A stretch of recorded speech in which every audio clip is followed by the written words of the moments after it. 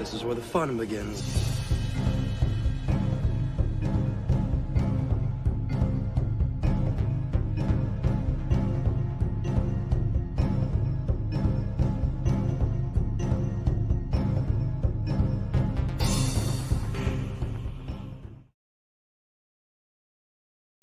It is settled then. My wealth will fund the rebellion while Garm provides our fleet and Mon Mothma our soldiers.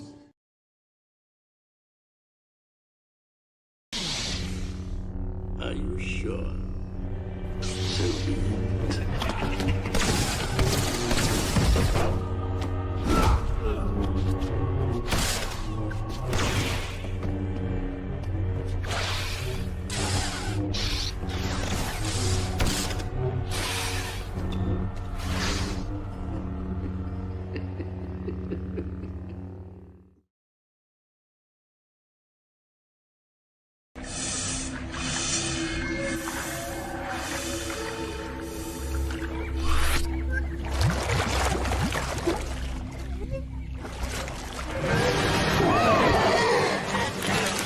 Did you miss me?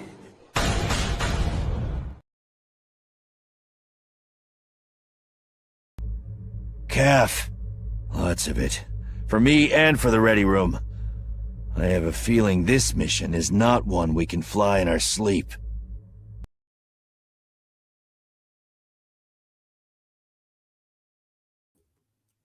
Good morning, everyone, and welcome to my channel, OG Star Wars. I'm your host, Alora. How are you guys doing? Oh my God, it has been a crazy week when it comes to my supporting platform on Twitter. So I will get into the full details and we'll just discuss that here pretty soon. So today we are going to get into that. We are going to watch and go through the 19 minutes, and it's not going to be the whole 19 minutes, I don't believe, interview of Lucy with the 501st, one of the 501st founders or members, I don't know. But anyways, and it's that fan group, 501st group, that Timothy Zahn then used the 501st in, what do you call it, in the hand. What's the Hand of Thrawn duology is when that no, I think so. Anyways, one, not the Thrawn trilogy, that's for sure, and then that carried on into the lore and stuff like that. But anyways, and then, you know, of course, lore talk, book of the week, LucasFact, and a little bit of Cringe Factor. But I think Twitter may contribute to this Cringe Factor thing now that I'm back, and I don't think the shills like it, but you know, oh well. I wasn't intending to stay away after what happened. But anyways, let me see who's in the chat. If you are catching the replay, thank you so much for watching. Press the like button no matter if you're watching now live or the replay. They're out. And let us know, let me know you are here. If you're listening on Rumble, hey, how is my Rumbleites? How are you guys doing over there?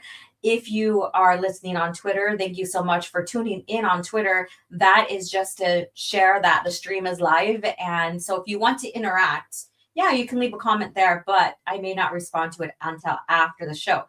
You can come over here to Rumble or to YouTube and join in the chats. And yeah, so thank you for joining and good morning. What is in your mug? What is in your mug? What are you enjoying? I have calf, my usual staple. Sometimes I'll have tea, but majority of the time it's calf and some water. And I do need some breakfast. I'm hungry, but I didn't eat yet. Damn it. But anyways, hello, how are you guys doing? And who is in the chat? So we have Scran here. Everyone hit the like and grab some calf. Yes, and good morning to you. Iron Inquisitor, I'm gonna enjoy and watch with my cup of calf while babysit a relative dog. Oh, how sweet. What kind of dog are you watching? What breed is it if it has what they call a pedigree, right? Let's see here. Maybe play some classic Star Wars Battlefront on my Switch while I listen as well. Cool. And let's see here. And we have the Vato here. Morning, y'all. The Soul Assassin, our mod here. The mod that is excellent at his job, but also is excellent at his trolling as well. And then hail to the Lollipop Coalition. I love how there are jokes made out of stupid situations and stuff like that. Got to keep up the humor, right? Out of all things, you got to keep up the humor. And let's see here. Who else is popping in?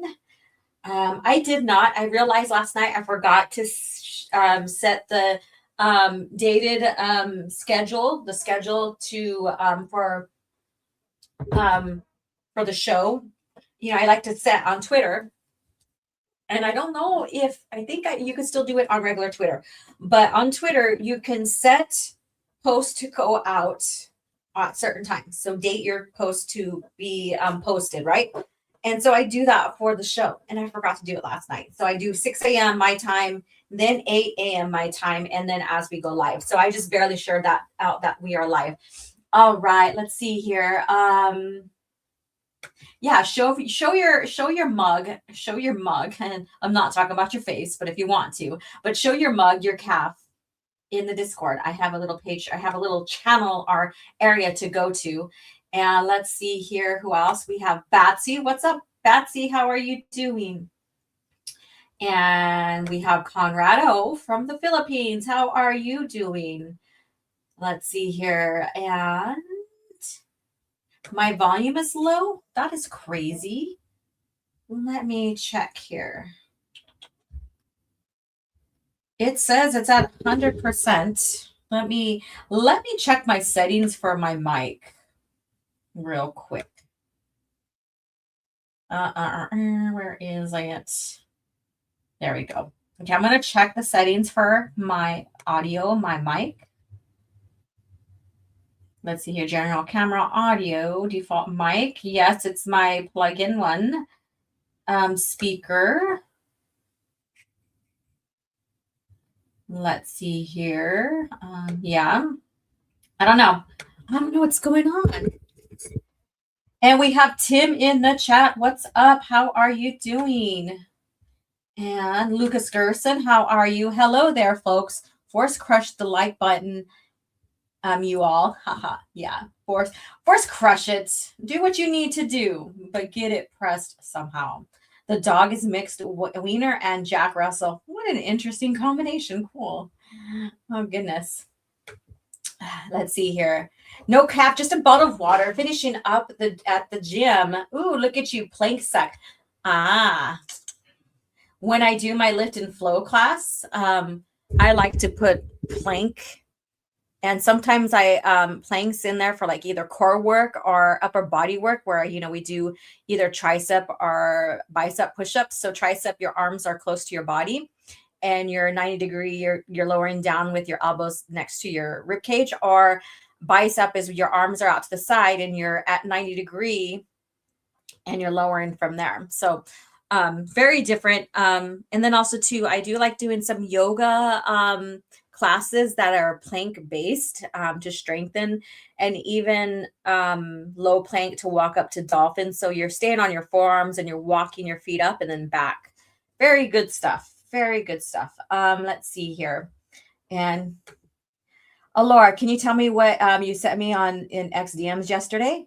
Yes, I can. It's the image of me.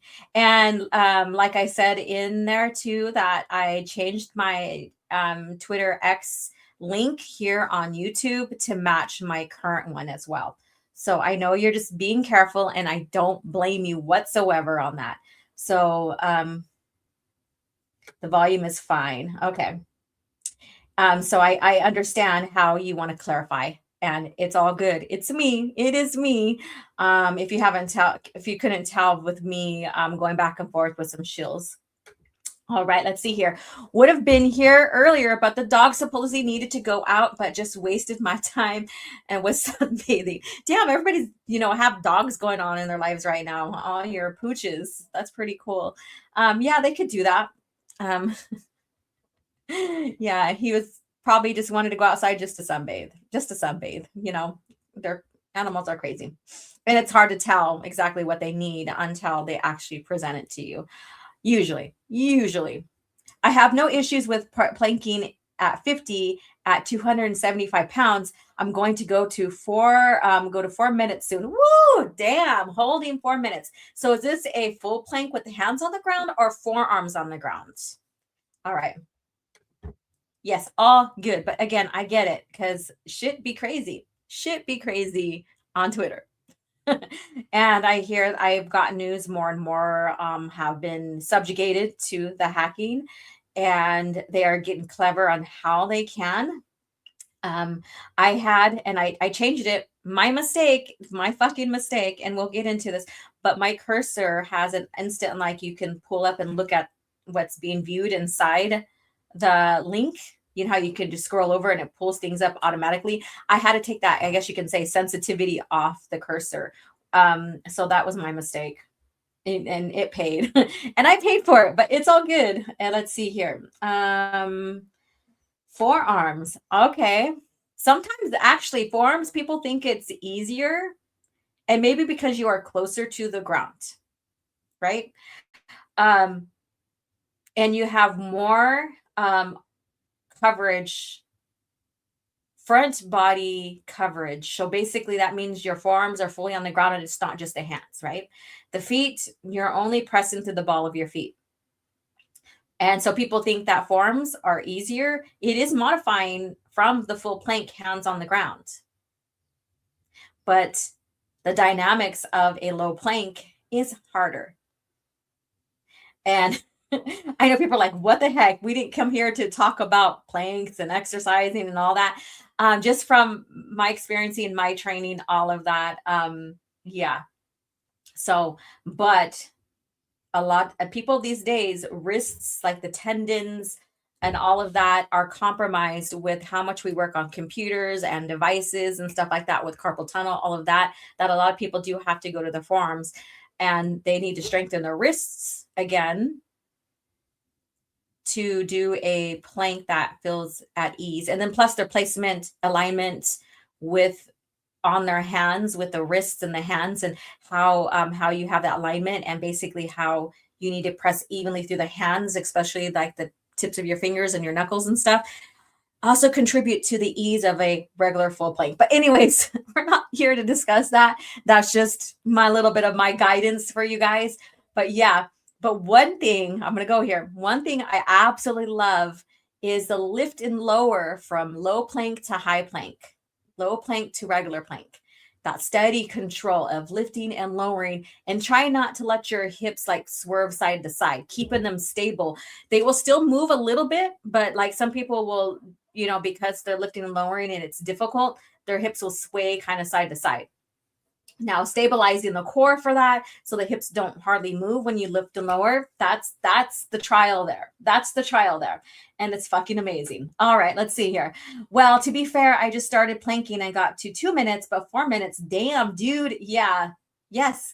And one of the gyms are one of the, like the boot camps places where I used to go to. When they did your fit test, they test you how long you can hold a regular plank. And I got, at the time when I was there, I got to 3.5 minutes. So, yeah, so it is challenging. Both are challenging nonetheless, but it is great endurance. It's great core work. It's great upper body strength. It's, and learning how to just breathe through it and calm the mind is another experience within itself. Let's see here. Who's going to pick up the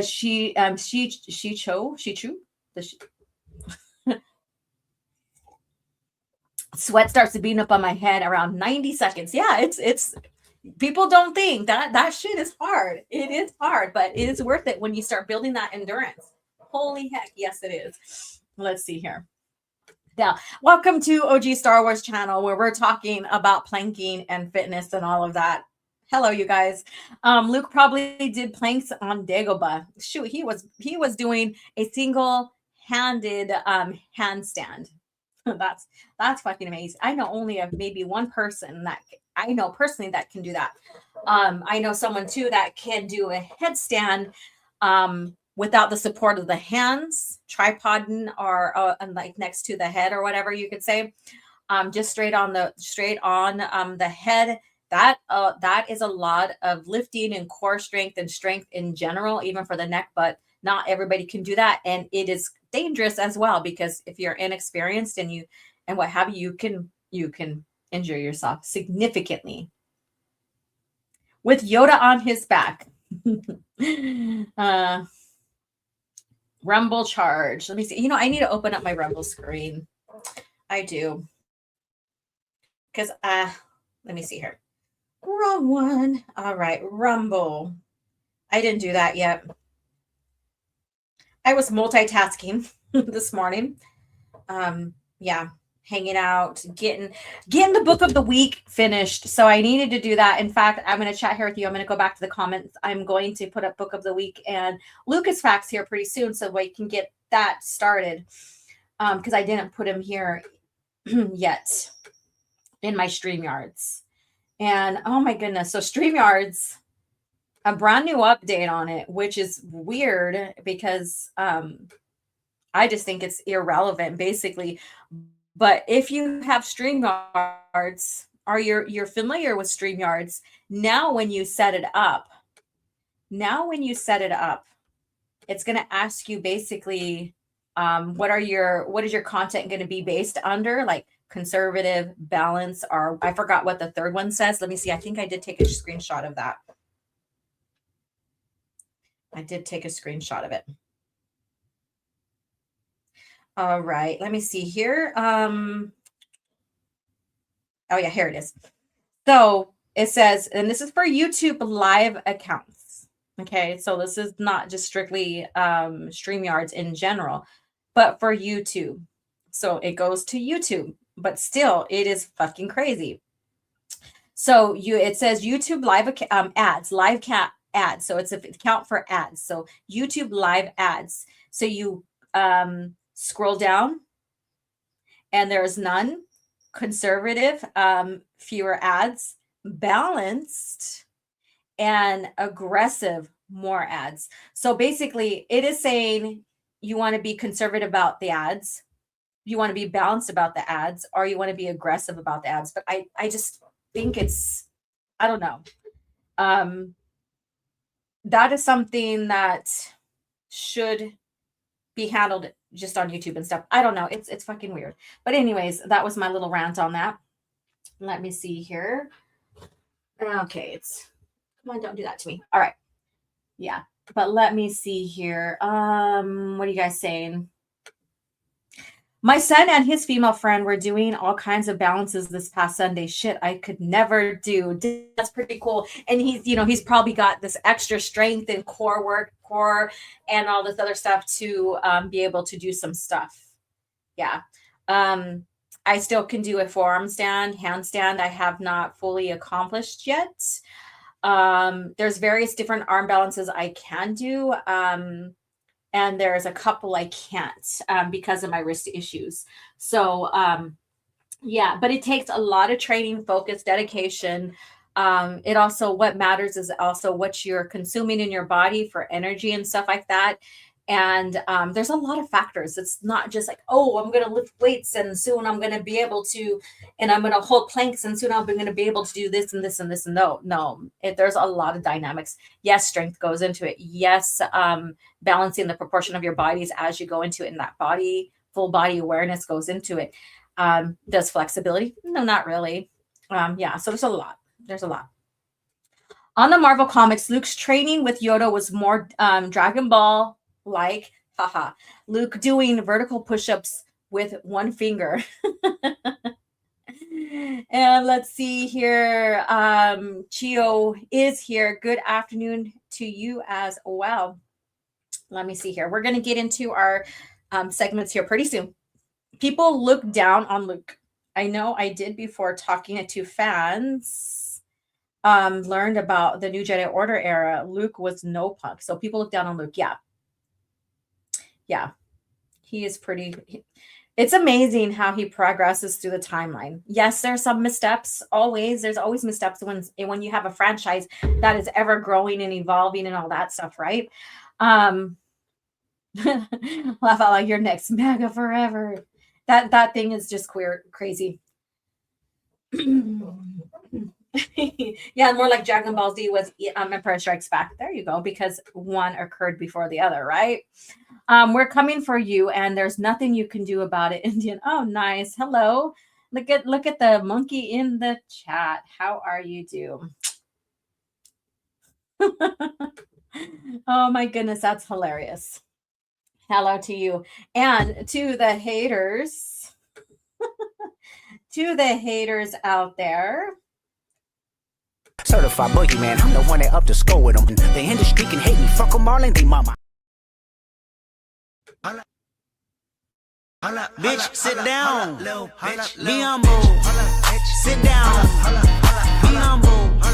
Sit down. Bitch, sit down. And to the gatekeepers that are here on YouTube and Rumble. Because there's a fucking gatekeeper. There's a fucking gatekeeper. Oh, I love it when someone comes in here and really thinks they're talking shit and has no idea about who I am and my views. And sharing what StreamYard is doing is, and I think it's ridiculous. It has nothing to do with that, my views and stuff. I just don't want none of that shit. Let YouTube let me handle it. So,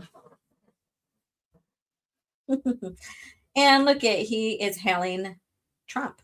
Pretty, I guess you have your own opinions, I guess. All righty then. So let's get into LucasFacts and Book of the Week. And then we'll get into what happened on Twitter. And then we'll go from there, and then I'll give you a small little break because I do need to refresh my coffee. And we'll get into the Lucy Wilson's interview of the 501st member on YouTube, because there's things I want to point out, and I have that all here. Wait, did I take one thing down? Oh no, it's still here. So I have it all here so that we can go through that. All right, so let's go ahead and get this party started. And we went in and did our planks and talked about planks. We did our planks, like we literally did, but whatever. And that was fun. That was a fun talk. I like talking, nerding around about fitness and stuff too as well. But let's go ahead and get into LucasFacts. That's great. It's going to be great. That's going to be great. It's going to be great. That's going to be great. All right. So with LucasFacts, when I was pulling up some things regarding Lucy Wilson and the interview that we're going to review, I decided that this is going to be LucasFacts. I had something else planned, but that can be for next week. So September 4th, 1974, as discussions and negotiations continued between Pollux and Fox, George Lucas was granted control of the Star Wars name in conjunction to merchandising. It also gave Lucas sequel rights as long as he started his next film within 2 years. So everybody, there's a lot of people, I'm not saying everybody, there are people that think that Lucas never had the rights to his content from the beginning, because he did sign on with Fox, and that was for distribution, I believe. But anyways, but Lucas was all about, and he was adamant about it from the start, that he wanted full say and control of his property, of his business, what he is filming, what he is doing. And so from there, while making these deals, he made sure he didn't lose rights to anything that he was going to do prior to this movie. And of course, there was a stipulation of within the next 2 years, right? Prior to the movie. And also on ways to help fund so he can become more independent. And that's merchandising. Now, many people think that this includes what is known now as the expanded universe, but no, that's not the case. That was something completely on its own there. Merchandising was basically toys and stuff that went in front of the kids so they can play, not in front literally, but that caught the kids' eyes so that they can have that, you know, for basically to play with and stuff. But it was great, cheap advertisement. It was a great way to earn money. And in fact, with what is it called? The world records, Guinness World Records. He did win a world record on the merchandising. He's basically the first one in the film industry, I guess you could say, but he was an independent filmmaker, to approach and make money that way, to fully fund himself in such a way. It was frowned upon, and that's all documented. It was frowned upon about by other filmmakers and film studios on merchandising your films. So he did that so he can obtain those rights, and it wouldn't go towards Fox, and and he lose that income, right? And so he became independent. He made sure he had rights to what was coming up next. He got rights to his merchandising, and he also paid off Fox so that he can have full rights in general. So there was a lot of things going on behind the scene for him to become independent, because that's exactly who he wanted to be. He did not want other people controlling his company whatsoever, not just the films, but his company whatsoever. And he specifically moved away from moved away from Hollywood in general. So bit of history here, very interesting. And one of the books that I like to recommend is the filmography. I don't have it in front of me, so I'm probably getting the title wrong, but the filmography of George Lucas. And that's something to go in, and it not only has Star Wars, it has the other films that he has done, the history of that, his thoughts, all of that. It's just an interesting read, through it all. An interesting way to go in and dive deeper into his thought process about the films, about his company, all of that. Let me see what you guys are saying. George, if anything, was one of the only actual good people involved with Hollywood back in the day. Yeah. He basically, I wouldn't say he stayed sheltered, but he stayed away. He didn't shelter himself. He did influence from where he was, and made groundbreaking influence towards Hollywood. And so it's funny to me. Let me see here. Dismiss. It is funny to me, and actually not funny, but interesting. Funny is not a good word for that, but interesting to see or compare how they treated him in his early years versus now. He did earn himself, right? But they did not like him. They didn't like his approach, where he was going with his company, because they could not control him. They could not control him. Yeah, so very interesting. There's the things that he got, banned from and fined from and stuff like that when it comes to different guilds and stuff like that.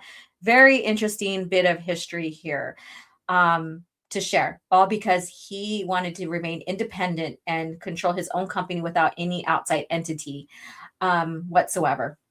So it's also, I guess you could say, ironic that he sold to Disney too, and what's going on right now, like with the company, with where it's been taken, Star Wars has been taken and stuff like that. That right there is in itself is ironic. So kind of sad. I mean, but it is what it is. He thought that due to selling, like, he didn't think I wouldn't say that. He was basically wooed by Iger and Disney to sell. It was Iger's idea to approach him. And it took many years for him to convince George to sell. And one thing that was a pivotal moment for George was that he and his then new wife, well, now new wife, decided they were going to have a baby. The baby is a surrogate baby, so his wife never carried it, which to each their own. That's what they planned. Pretty cool. But anyways, but baby was expected. He reviewed his past experience with his kids, his family, and all that stuff, and made the decision. And wanted the fans still have Star Wars. So that factored in. Wanted to keep the employees that within Lucasfilm employed. So that factored in. So with Bob Iger wooing him, basically on his hands and knees, begging him, "Can you sell to us?" George is like, "Okay." And during that time, like in 2012, is when he went and put down the ideas of the treatment that they never used. But that's a whole different story and topic in itself. Let's see here. Choey. Chio. I said Choey.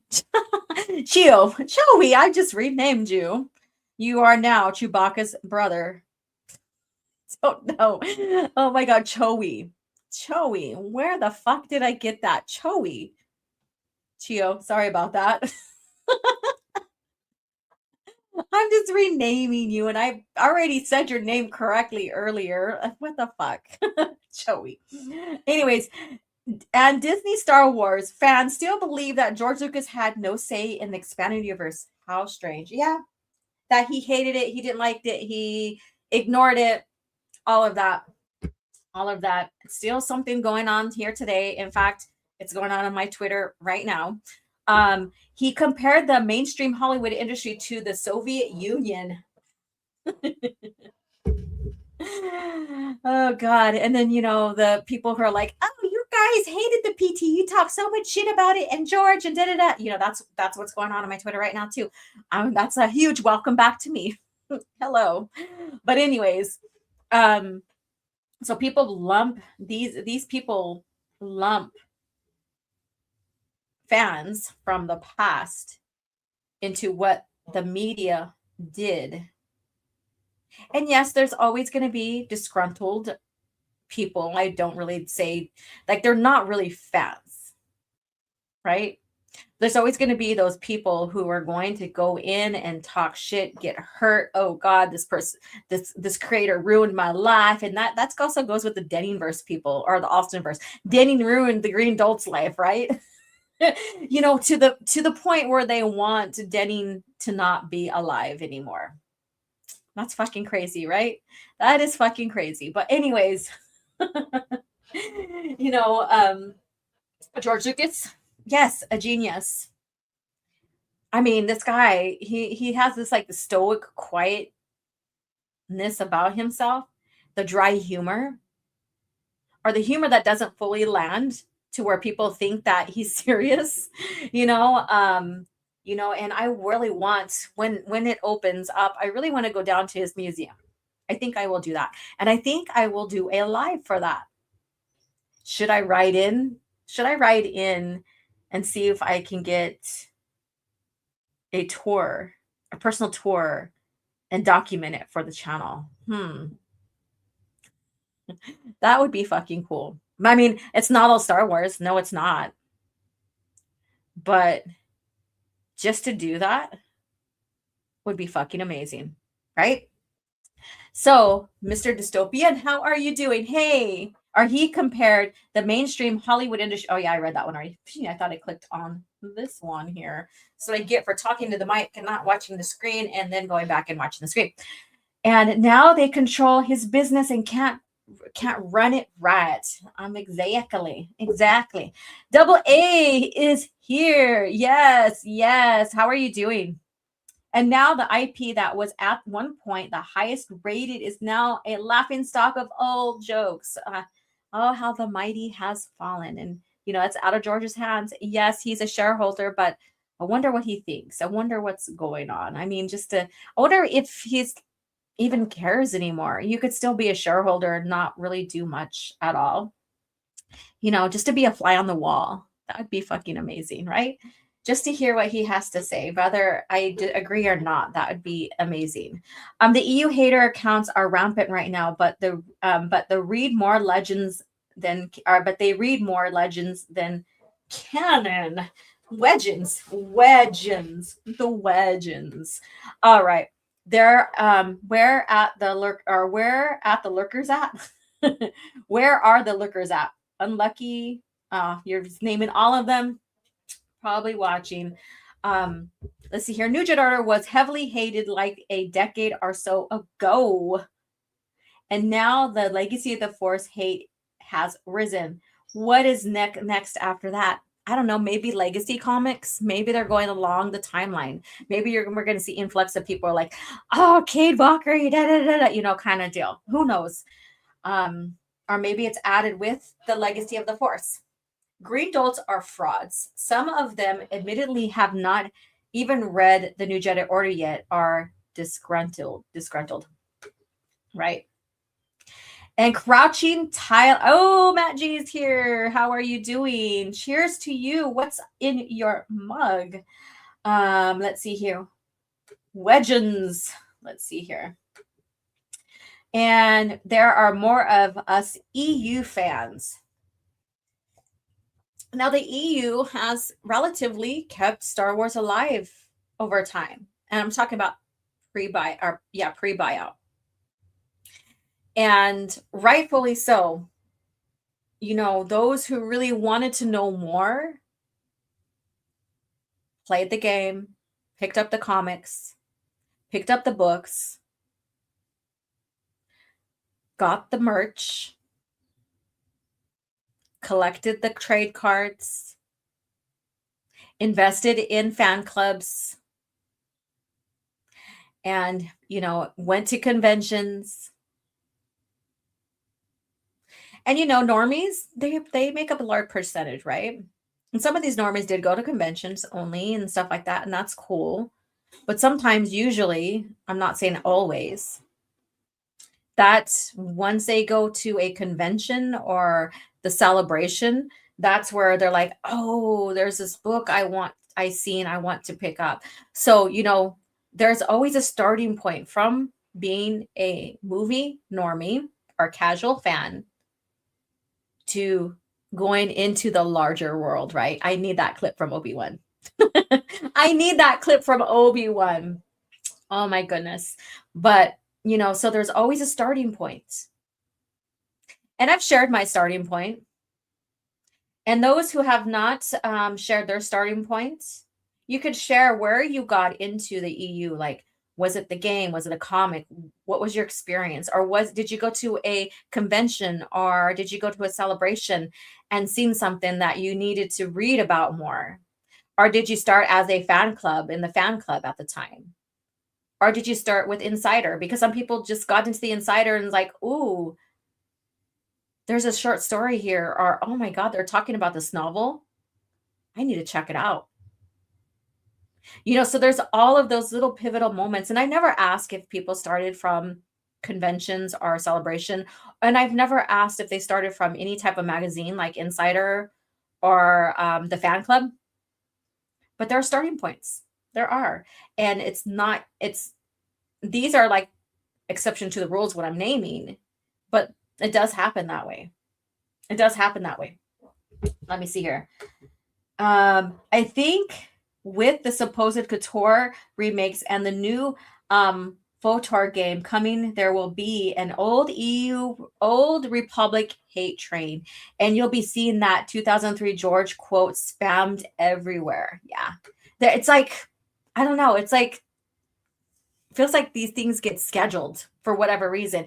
And then as this happens, then something new out of the Disney lore comes out and then this cycle just keeps going. It just keeps going, right? Normies only care about meeting actors. Yeah. My dad, as a kid, read Splinters of the Mind's Eye when it came out. He hasn't had time to be a big EU reader because of life, but I let him borrow my copy of Rogue Squadron and he's enjoying it. Oh, damn. That's cool. That's cool. You're like, hey, Pop, what's up? you know, you read Splinters, so let's go ahead and let you read this beginning of the series that is fucking amazing. So I think that he'll probably take a long time to read through it, but I think he's at a good starting point and he'll probably read through the whole series. Yeah, that's amazing. And you know, it's always good. My oldest daughter, she has a book club she does with a few friends. And her and I have been reading Lord of the Rings together. So we're on the first book.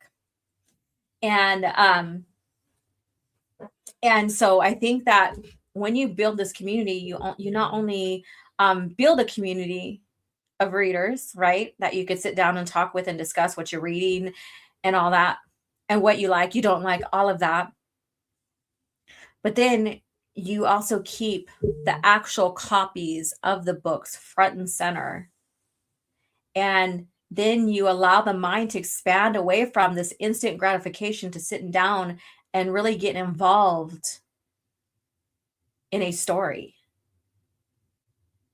And I think it's fucking amazing. So congratulations. And I want to hear more on what he says about the Rogue Squadron and if he continues. Okay, Mike? Keep me in the know.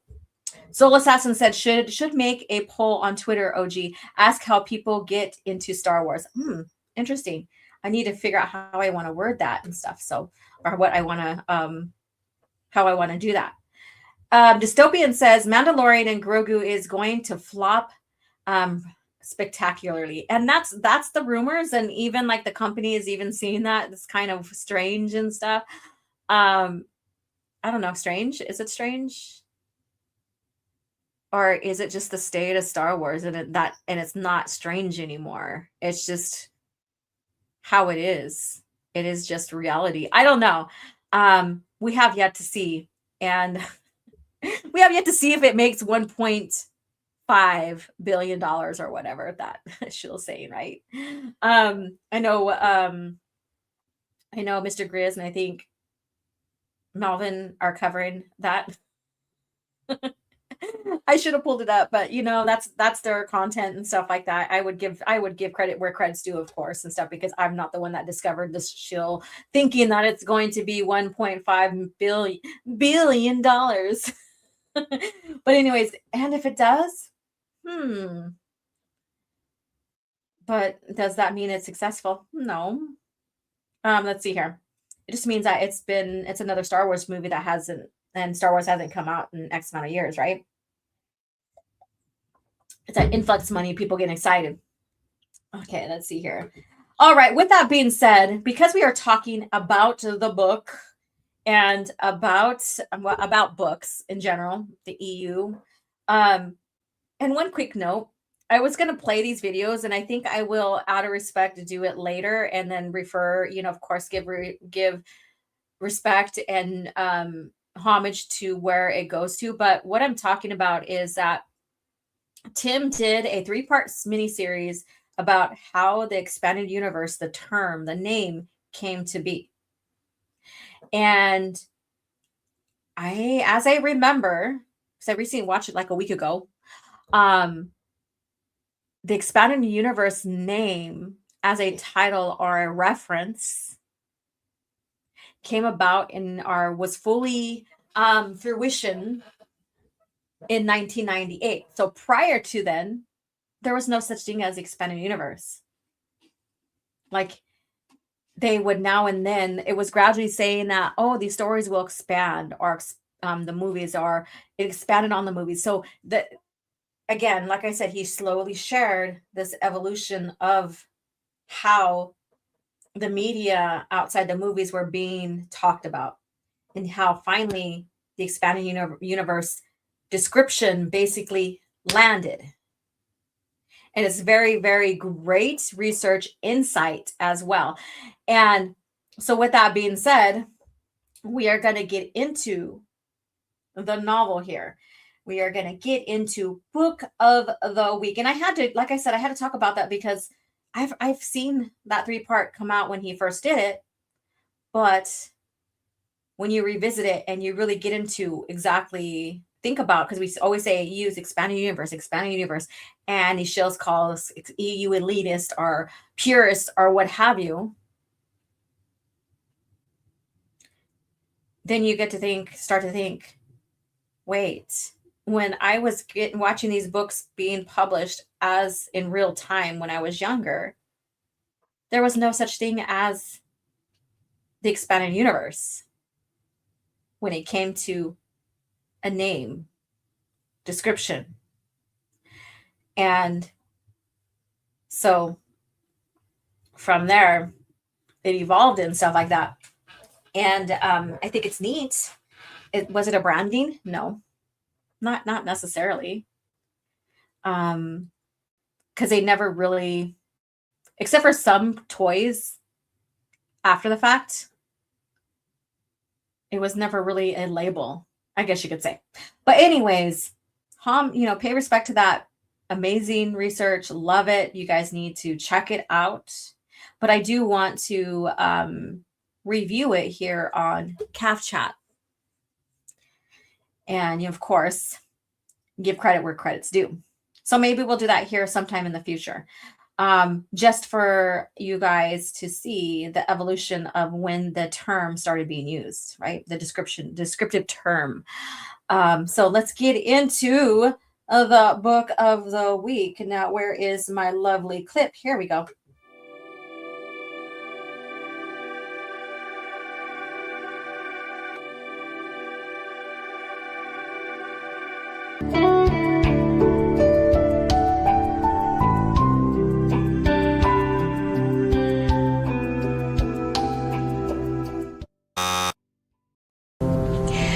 I hate to say it, but it looks like Story. the item you're searching for doesn't exist.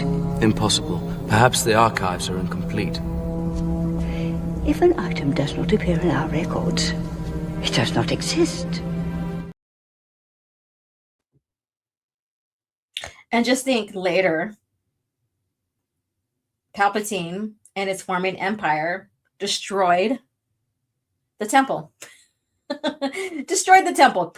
All right, so this right here probably was something maybe you would never think that I would have used for a book of the week, but I don't just do book of the week with books that I really, really love.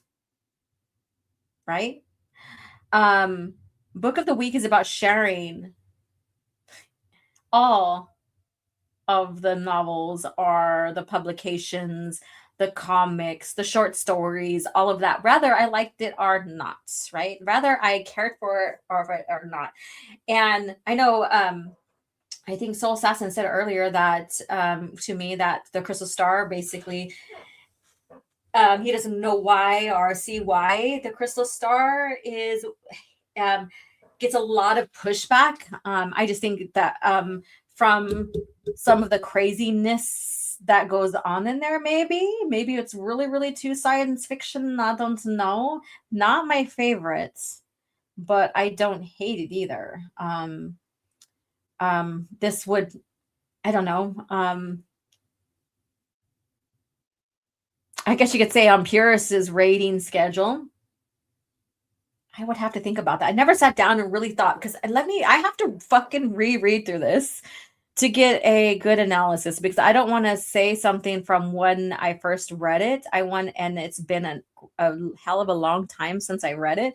I don't want to give a clear rating on that. But anyways, how many of you guys read Crystal Star?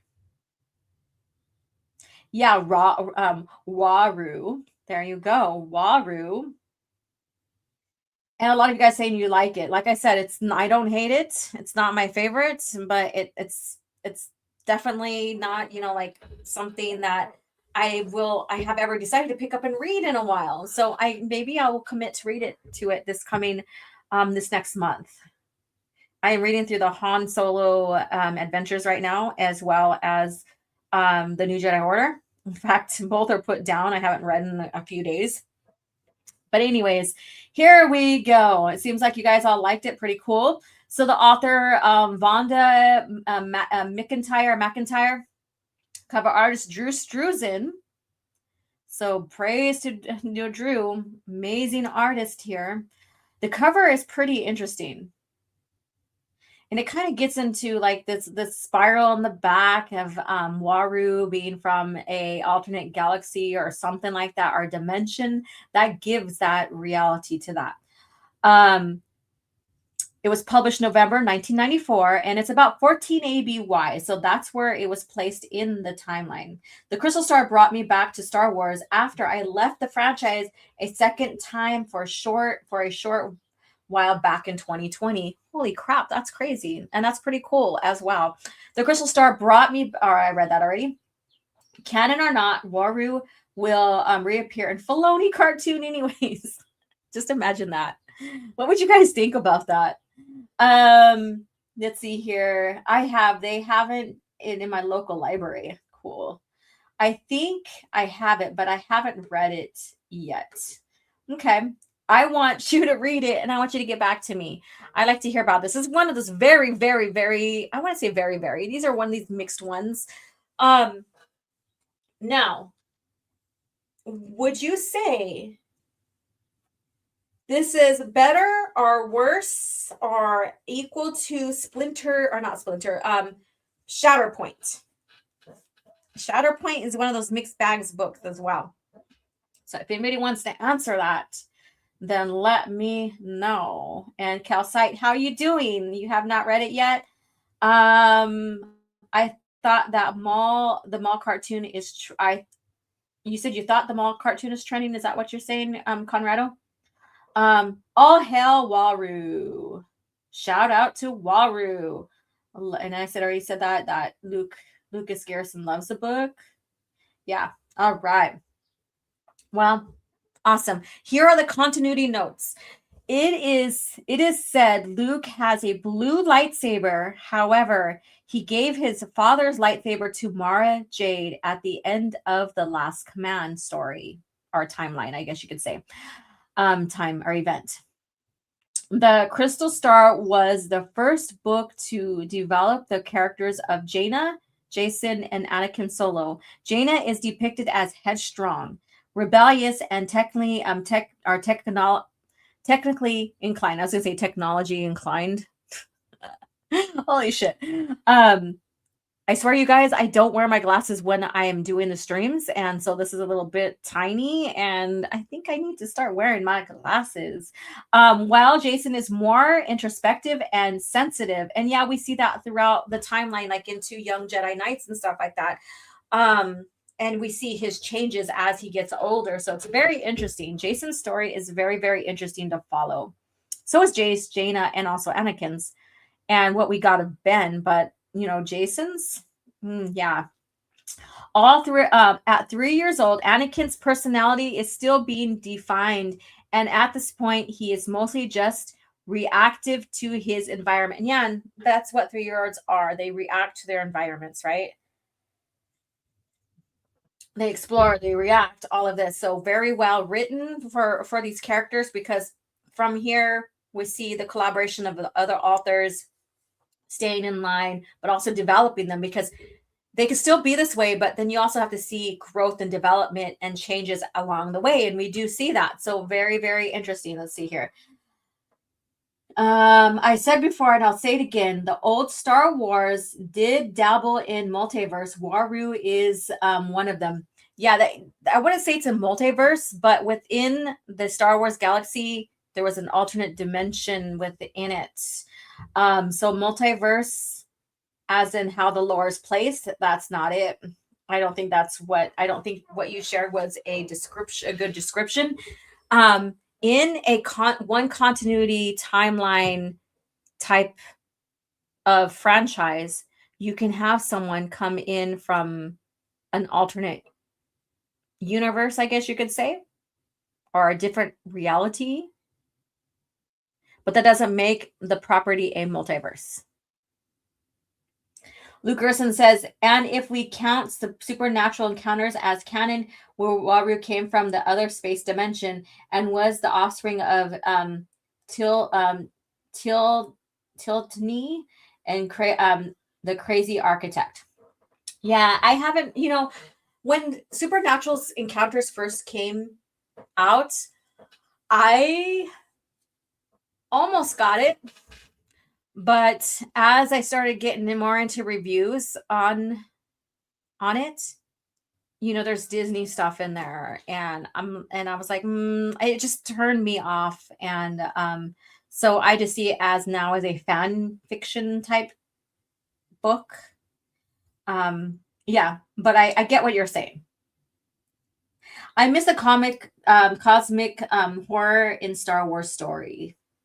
No, not continuity on itself, but the storyline that revolves around. Oh, I get what you're saying. So, okay, because that sounded like you're saying it was a multiverse or whatever, or whatever, like when it came to timeline. But yeah, I think that with a science fiction type based franchise, yeah, you can get into those areas.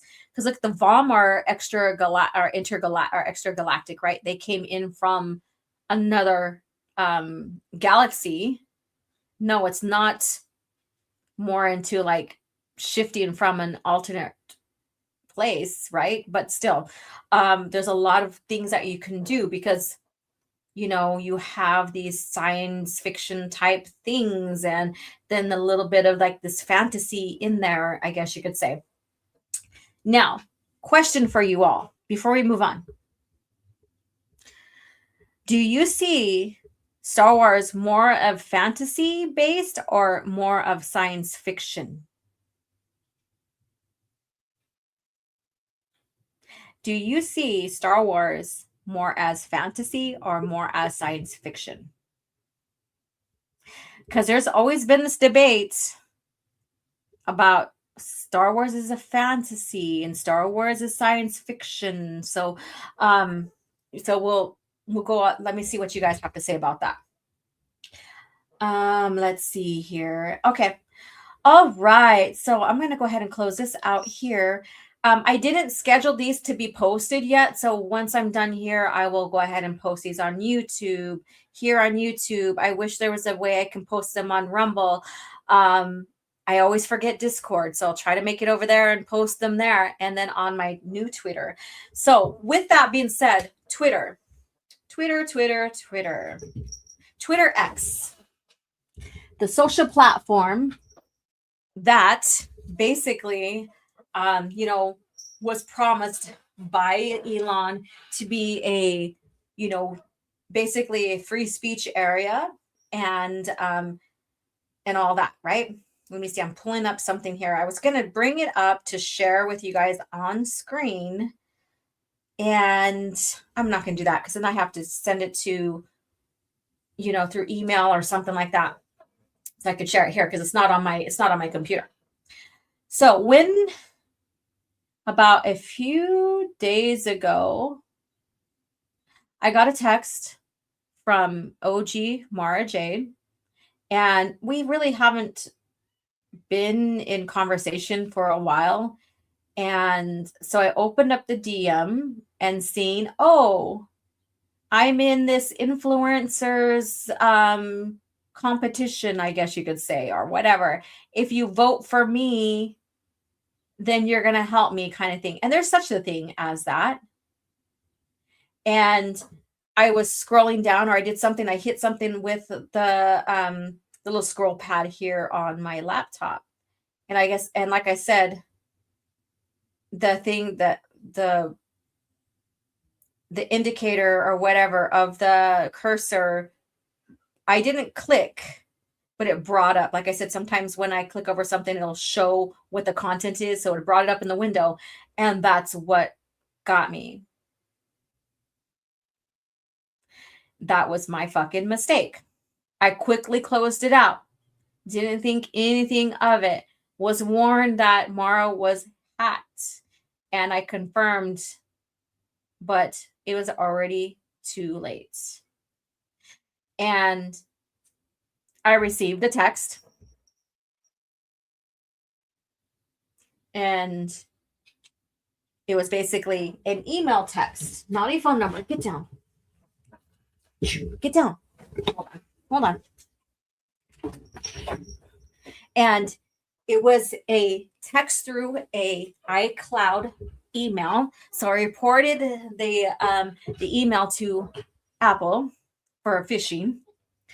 And it just asked me, I seen you try to access your Twitter page accounts. Do you want it back? And basically they told me in order for me to receive all rights back to my account, I need to dish out $200 to them. Now my account, it's not worth it. It's just social fucking media. So from there, I did all the reporting I can do. Email even shared. And this is where I'm getting to the point of my Twitter, and how it protects its users. Okay. And my email, I got email saying, oh, you changed your email address.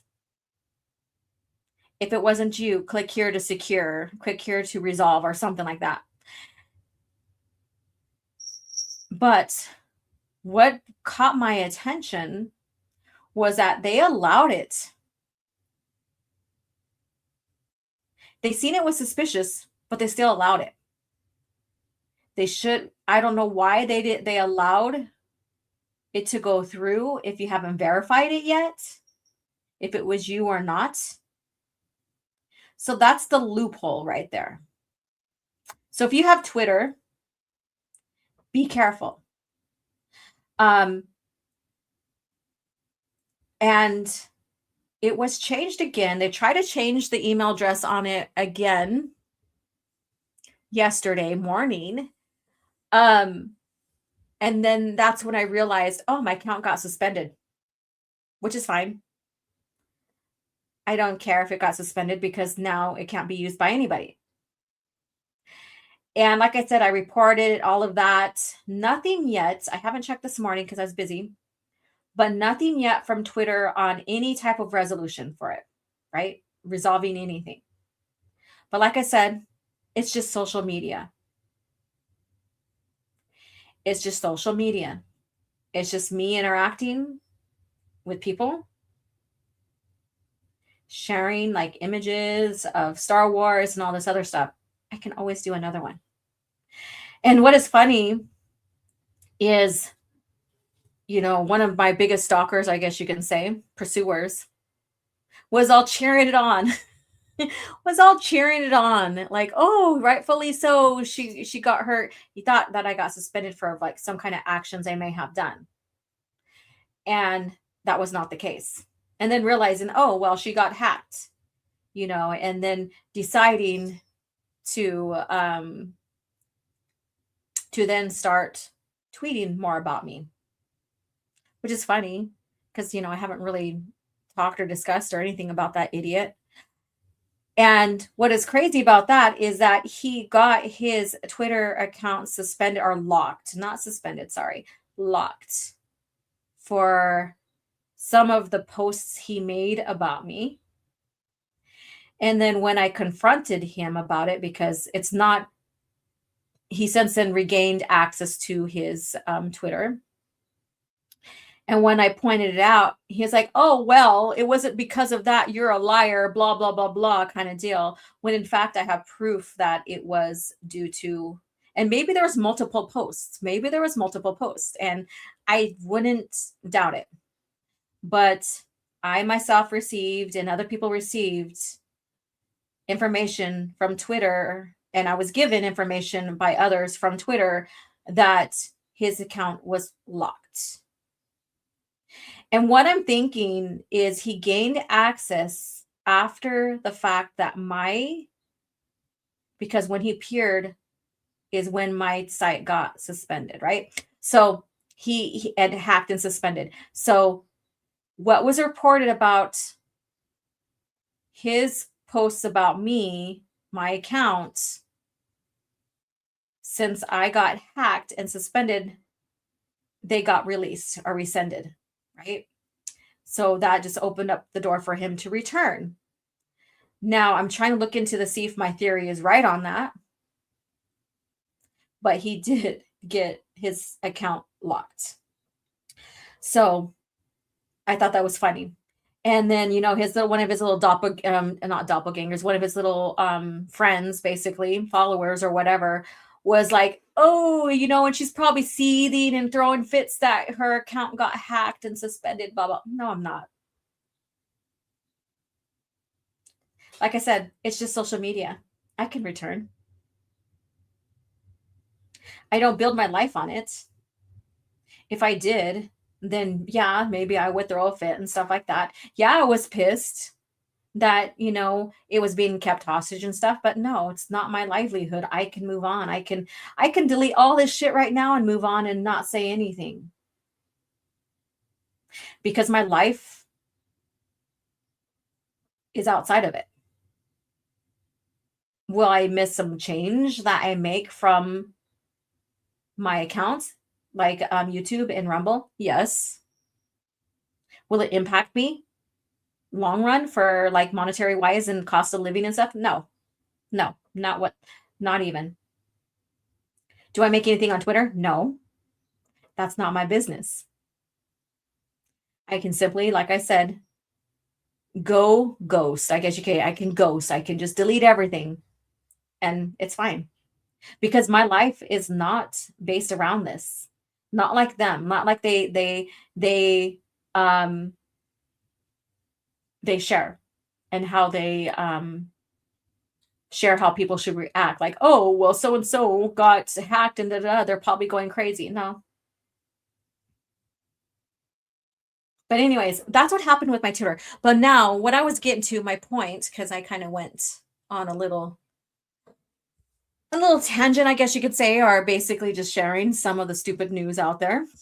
When I went to go recreate my site or create a new one profile, you get this option when you log in to save 50% off on your premium X. I have not went back to premium.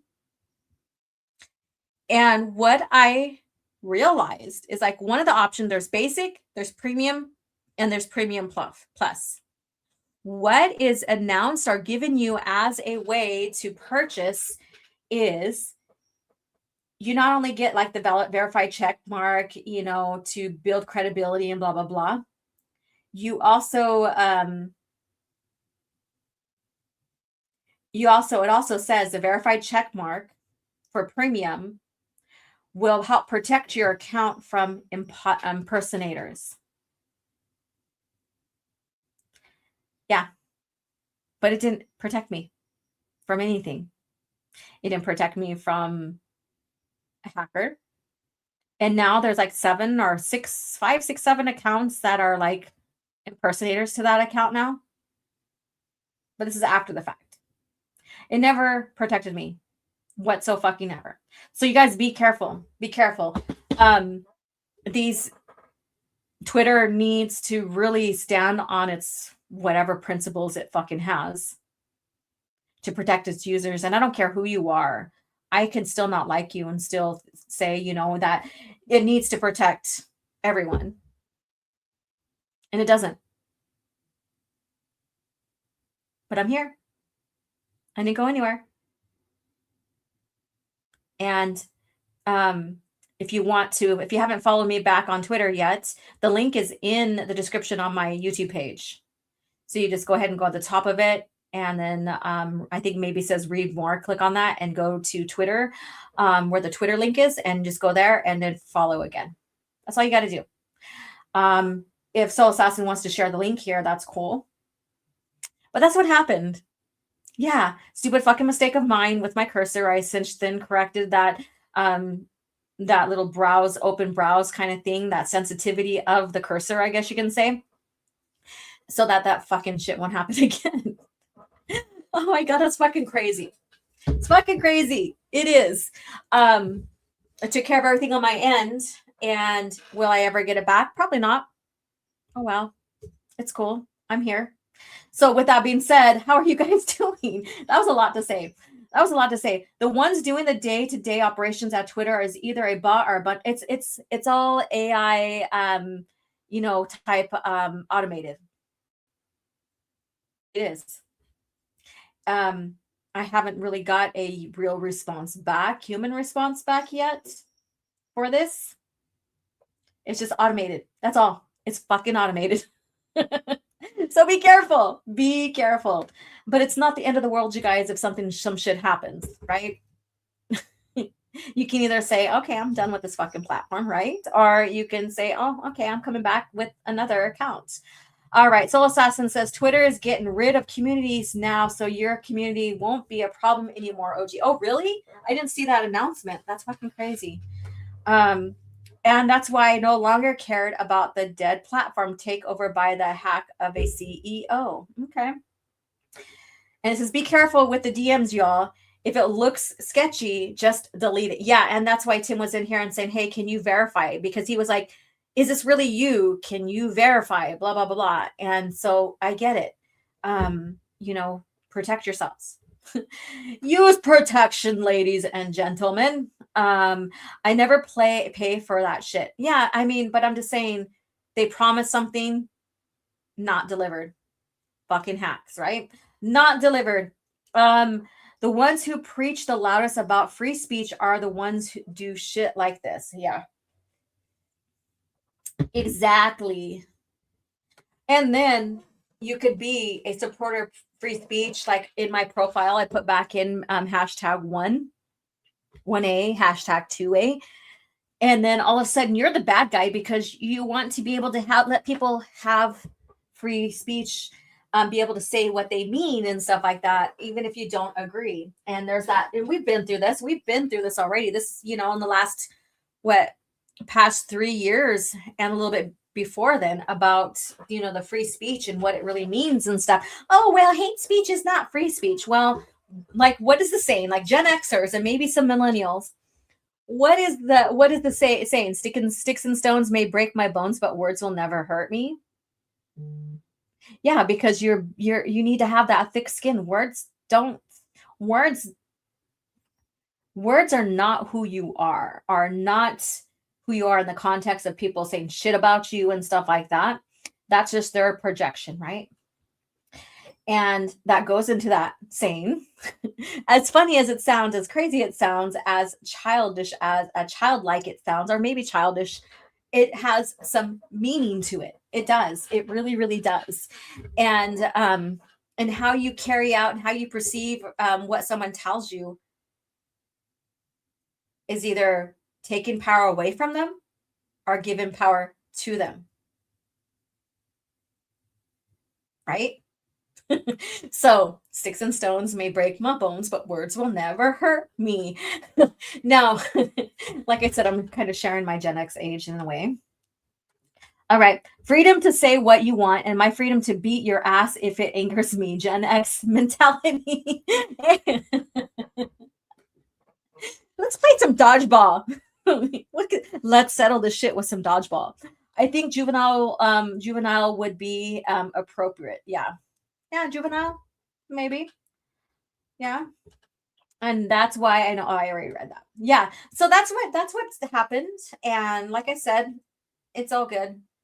And I understand people who want to make sure it's me on my new account and not just an impersonator, right?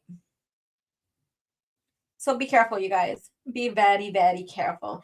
And it's already 10:21. Damn. We've been just sitting here just shooting the shit and talking and stuff like that. Let's see here. Lots of these YouTuber dramas I've been keeping up on have been about free speech in one way or another. All right. So now we're going to make our way into the interview of Lucy Wilson. We probably won't get into the cringe factor, or this can maybe be considered cringe factor. I don't know, because it's not necessarily cringe, but there are some things that I wanted to point out and share with you guys. But in the meantime, I'm going to play this clip.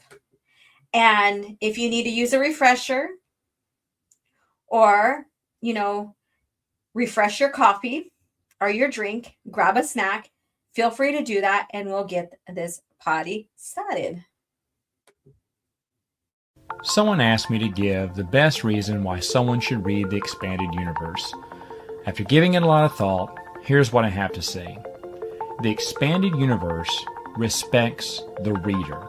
In the Expanded Universe, Luke Skywalker's optimism continues where it left off in Return of the Jedi. He's fulfilled hope to the galaxy, just like Obi-Wan said he would, not like the Disney movies where he gave up on the Jedi or even the whole galaxy for that matter. The character you see in those movies is not Luke. Luke isn't a quitter. He's not a pessimist. He's a leader. He's inspirational. And he's always there for his friends in times of need. Another character is Han Solo. He's introduced to us in A New Hope as a loner, a man who cares only for himself and nobody else. But by the end of Return of the Jedi, that all turns around when he finally finds friends he can trust and a true love to spend the rest of his life with. And that's exactly what he does in the expanded universe. Han is a devoted husband and father to Leia and their kids. He loves his family above all else. In the new movies, Han turns out to be a selfish deadbeat dad who ran out on his family when things get tough. It's a complete 180 from the character that we saw from Return of the Jedi. Now, another thing the EU does is it rewards its readers. Attention to detail when it comes to continuity has never been done at such a level as when it was performed by the expanded universe. Avid readers will constantly be rewarded for their diligence as comics, novels, video games, and even children's books share connections throughout the entire series, making it almost a flawless, continuous story. And though it has its minor flaws, it's still the best overall story in continuity out there, period. That's what the EU does. It respects and rewards its readers. And that's the best reason you should give it a try. Long live the expanded universe. What's crazy is I forgot to reset my proper link passage to Twitter. So it's not airing on Twitter because I didn't reset it to my new Twitter. So no viewers from there, even though I said, hey, if you're listening on Twitter, no one's listening on Twitter because it's not on there anymore. My account's suspended. But anyways, there's one more thing I wanted to get before we get into Lucy Wilson's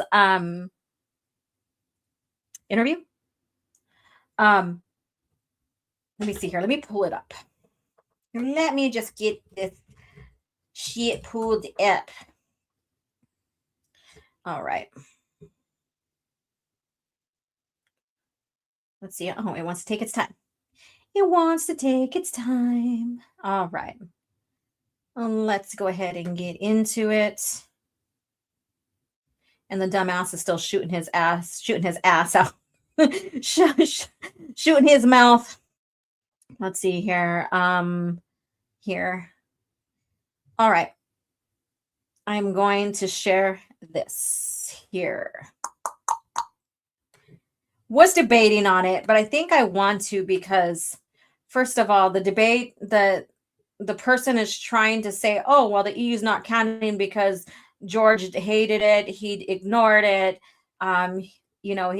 He contradicted it, da. And this person is misreading the information when it comes to the dates or what's being said here. When it comes to Dark Force Rising, he is saying that basically the Empire is the ones that defeated or destroyed Honegger, that they existed during this time, and that's what Zahn's saying, and that the date that's shared here is when 35 BBY is when the Clone Wars ended. And so I was like, what the hell are you talking about? And of course, when we're going back and forth, hey Scrown, when we're going back and forth, and hey Nerd Migos, he's saying, oh, well, this is when the Clone Wars, that Zahn said the Clone Wars ended, and that the Empire was, basically formed during that time. And nowhere does this say it at all. And this is just a clip. And this is where I, come to the conclusion that the idiot, this guy, never read. So he says here, and this is just a reply, the screenshot literally says, according to the book, the Clone Wars were ending and concluding in 35 BBY. I mean, I already know you can't read. You didn't have to keep proving it. So basically he says that this is says the Clone Wars ended at 35 BBY. It did not, and he's missing the context of the matriarch, matriarch. So matriarch, that is talking to Leia about the events that happened and what she said. And this is where Leia was thinking it was the rebellion who did this. But what she said is that, you know, there was an attack or something above the skies that destroyed the world. And I'm being very, paraphrasing. And our world was destroyed, and blah, blah, blah. And Leia's thinking that she's referring to the rebellion at the time. And so Leia's like feeling guilty about this. And then after the world was destroyed or devastated, then Vader came in as basically their savior. She gives her age basically are the years from that point when she's talking to Leia back in Noghri years, right? She gives the Noghri years.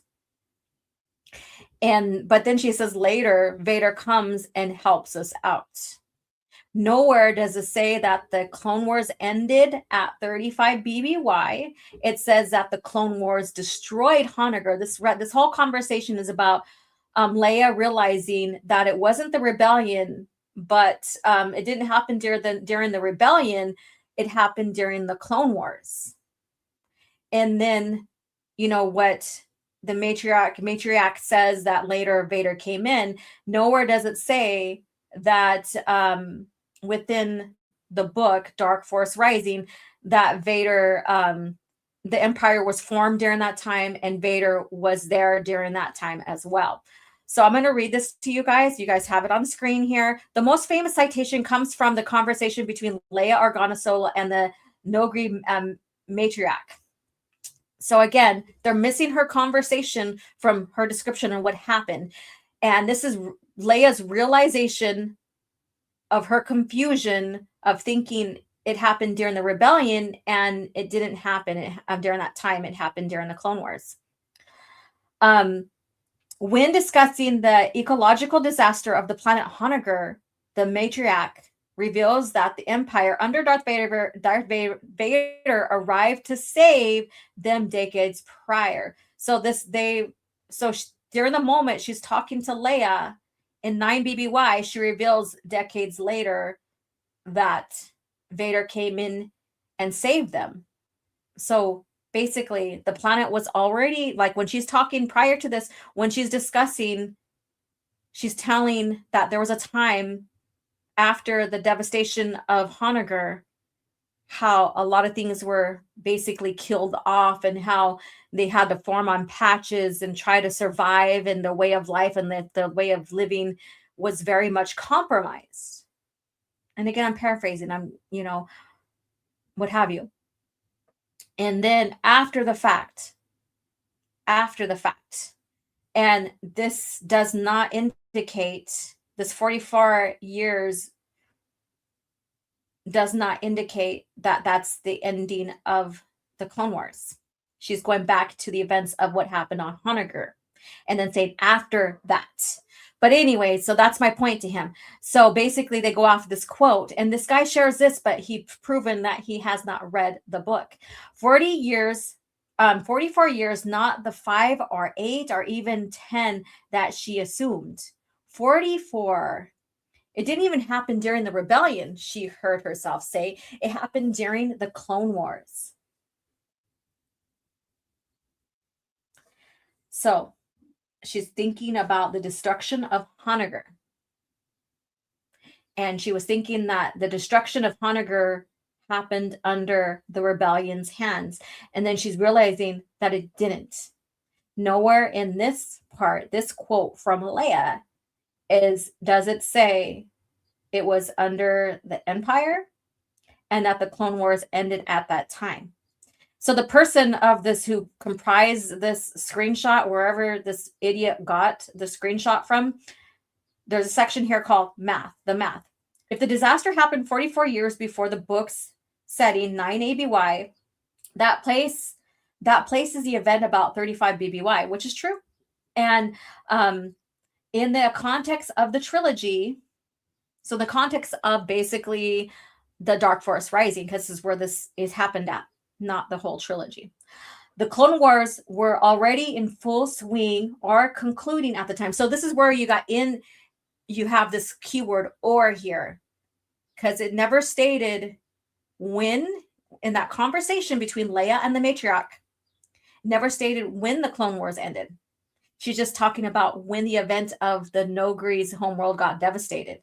She didn't say exactly when Vader showed up. She didn't say when the Clone Wars ended. So this is something that's very vague.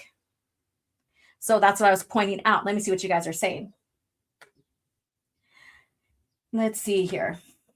Some think the time gap between Revenge of the Sith and A New Hope should have been longer. Yeah, I mean, that's true. But it is what it is. Let's see here. Actually, several of the EU books I've read simply imply the Empire tempered with historical records so the discrepancies can easily be excused in universe. Yeah. Well, I also pointed out that Republic Comics 68 shares the correct timeline, or not timeline, the correct date. And it happened, the destruction of the Nogri world was 20 BBY. OG, are you going to play Star Wars KOTOR soon? I don't know yet, hun. I have been so busy. In fact, I'm getting ready for an art show tomorrow. So, all right. The Empire is pretty chill. Maybe you could join it or something. Right? Let's see here. I'm just scrolling, seeing what you guys... These EU haters have no literacy skill, correct? This person has not even read the book to know the greater context of what is going on here. Like all of them, employment for Kino Loy came back to Elon's Nazi platform. Let's see here. In Dark Force Rising, Luke questions the accuracy of the records he's reading about Jorah Sabaoth due to Palpatine's debasing the Jedi. Correct. There's a lot of questioning, like even in the timeline, like the dating and stuff. Hello, how are you doing? How are you doing? The date off the Clone Wars was off because of the early 90s. That was when George said it happened. There is videos of George saying it. George later changed it so Luke and Leia could be born at the end of the Clone Wars. And I haven't had a chance to pull up the accurate date he was referring to, or he was considering, and the changes. Now, this guy says, oh, well, George didn't care or respect the EU, and it's not canon, and he ignored it. That's why he changed it. Or something like that. I'm being hyperbolic, or or whatever. I'm exaggerating a little bit. But basically, conclusion to this adult, that George didn't respect the EU. And so that's why he never considered the date Zahn shared. Now, I remember reading, and I should have reached out for the source, but I didn't. I remember George had some dates planned during that time, like a guesstimate of dates. However, he also told or warned the authors not to write anything about that timeline, or I wouldn't say timeline, about that era, because he is the one who wanted to open it. And Zahn took the privilege of mentioning a date that he prospectively got from George or from Lucasfilm, and writing about, in short, about the Clone Wars. His mistake. Doesn't mean George disrespected or whatever, or did not like the Clone Wars. If he didn't like it and it wasn't canon, then he wouldn't be telling authors not to write in that era. Right? Let me see here. And let's see here. I think the anti-EU stance of all these R-siders is because we're too toxic for their sensibilities, which I say good. This person's not even R-sider. This person's not even that. I dealt with him before, and what's funny is it's a new account, and he searched my account out to reply on there. Let's see here. Let me see here. Darth Wasty Boy, blah, blah, blah. There's a lot of going on there. They're still big mad that the EU is more important and enjoyable than the DU. Correct. Zahn said George is the one who told him that the information about the timeline. Yeah, I know. I got to find that information. I haven't yet, or actually, I haven't looked yet for it. Exactly. All right. So just sharing this because I'm back. I've never left Twitter. It's just I have a new account. Again, it is what it is. It is what it is. And everybody, Hoji is my source. Me, one. All right. Yeah, never left. And I'm here to stay until I decide. I'm done. Enjoy these videos that I made for you. I'm done. Twitter is for my YouTube channel. So it is to promote, to discuss things that probably I won't discuss here. Or maybe I will. I don't know. But also to keep an eye on what's going on with the ebb and flow of what is called Disney Star Wars, right? And stuff like that. Why do people want to fight Darth Vader to fight Darth Maul in live action when it already happened in the EU? And it was Infinities too. It was an Infinities and a what if story. All right, let's get into, we're going to go over a little bit of time, but we're going to get into the Lucy Wilson interview. Let's see here. Let me go ahead and take it back to the beginning and grab my notes. I did write down notes. All right. Here it is.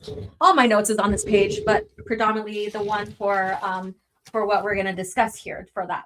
Okay, let me see here. Share screen.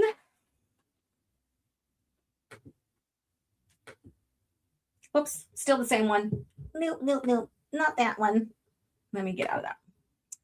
Okay, share screen. All right, here we go. Here's the correct one. All right, let me go ahead and do full screen for you guys, for y'all. Maybe I'll put myself down in the corner. No. Let's go here.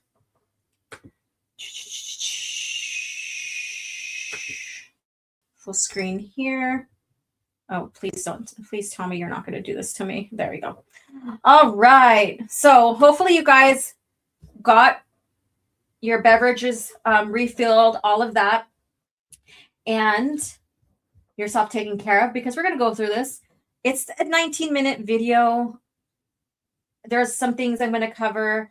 I think it's a very interesting listen to, because, she is one of our, if not the first employee of Lucas himself for the Lucasfilm.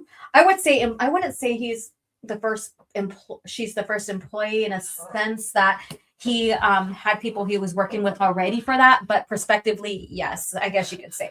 So, there's ways that you can look at that. So Melissa Lord says, the EU is not canon, even though Dark Forces was 1995 and Rogue One was in 2016. The shills live in Clown World.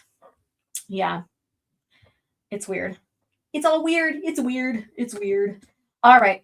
So now this is to those adults, those idiots that are like, for whatever reason, got it in their heads after going after a dead man's legacy. This is for you. Bitch, sit down. Be humble. Sit down. Be humble.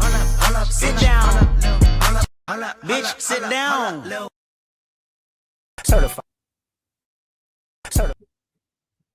Certified boogeyman. I'm the one that up to score with them. The industry can hate me. Fuck them all and they mama.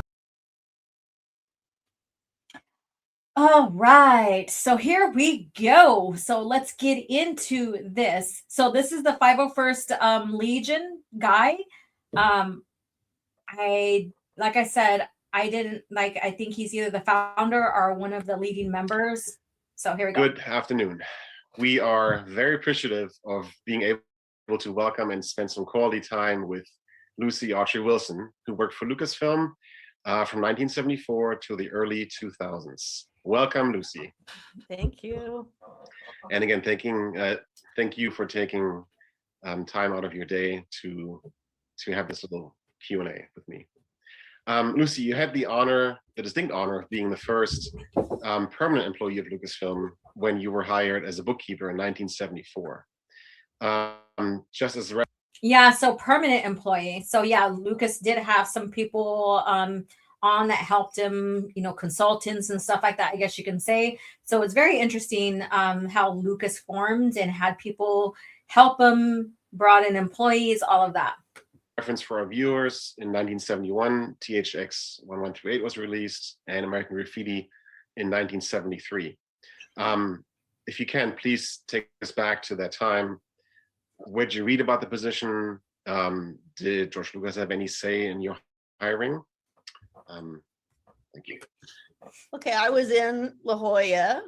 I was working in a trailer at the Scripps Institute of Oceanography machine shop. I was really like an AP clerk.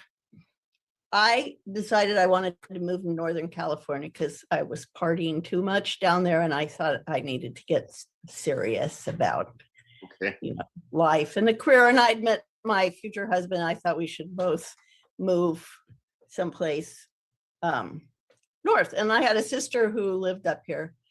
So I don't think they ever posted the position. I called my sister and said, I want to move to Northern California. Do you know anybody who's looking for, a bookkeeper / assistant?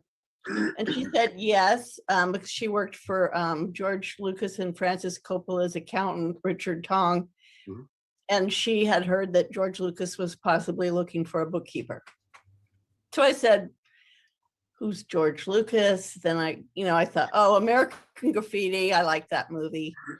That would be, maybe interesting. So I applied, and then I drove up to LA and interviewed with him and Gary Kurtz, and George hardly said a word. And then I was hired, mainly because. It's interesting that she interviewed with like George Lucas and Gary Kurtz, and Gary Kurtz, he was brought in basically as a consultant, hired person to help develop and create the movies, right? So that's very interesting with that, how she was hired. I just wanted to share that. George liked Richard Tong, and Richard Tong recommended me because my sister was doing a really good job for him. So he figured. So she was basically, of course, you guys heard it. She was basically hired as the bookkeeper for George Lucas. And I thought that, I'm sorry, I probably in the past said, and misremembering, because that shit happens, right? Everybody does that. That I thought I said that she was an accountant or something like that. No, she was just a bookkeeper, which you can say in a general bookkeeper, accountant, there's a lot of similarities, or if same thing. And so that's what she became for George Lucas.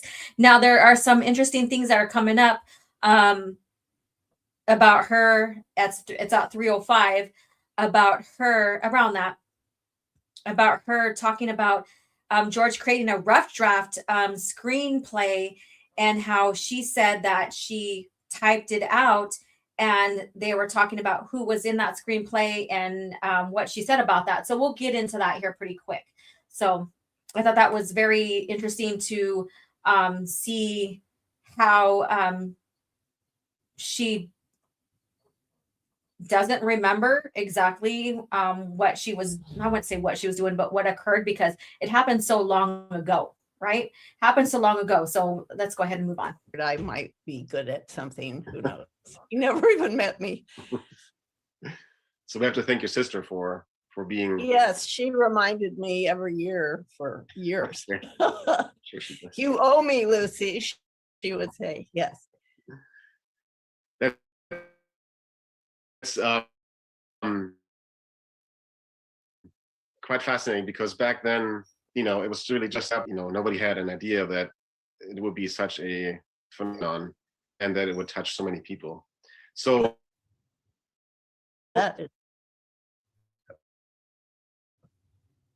so in 1974, George Lucas created a rough draft screenplay. There was no Luke Skywalker. There was just a general called Anakin, and Han Solo was still a green-skinned monster with gills. Right.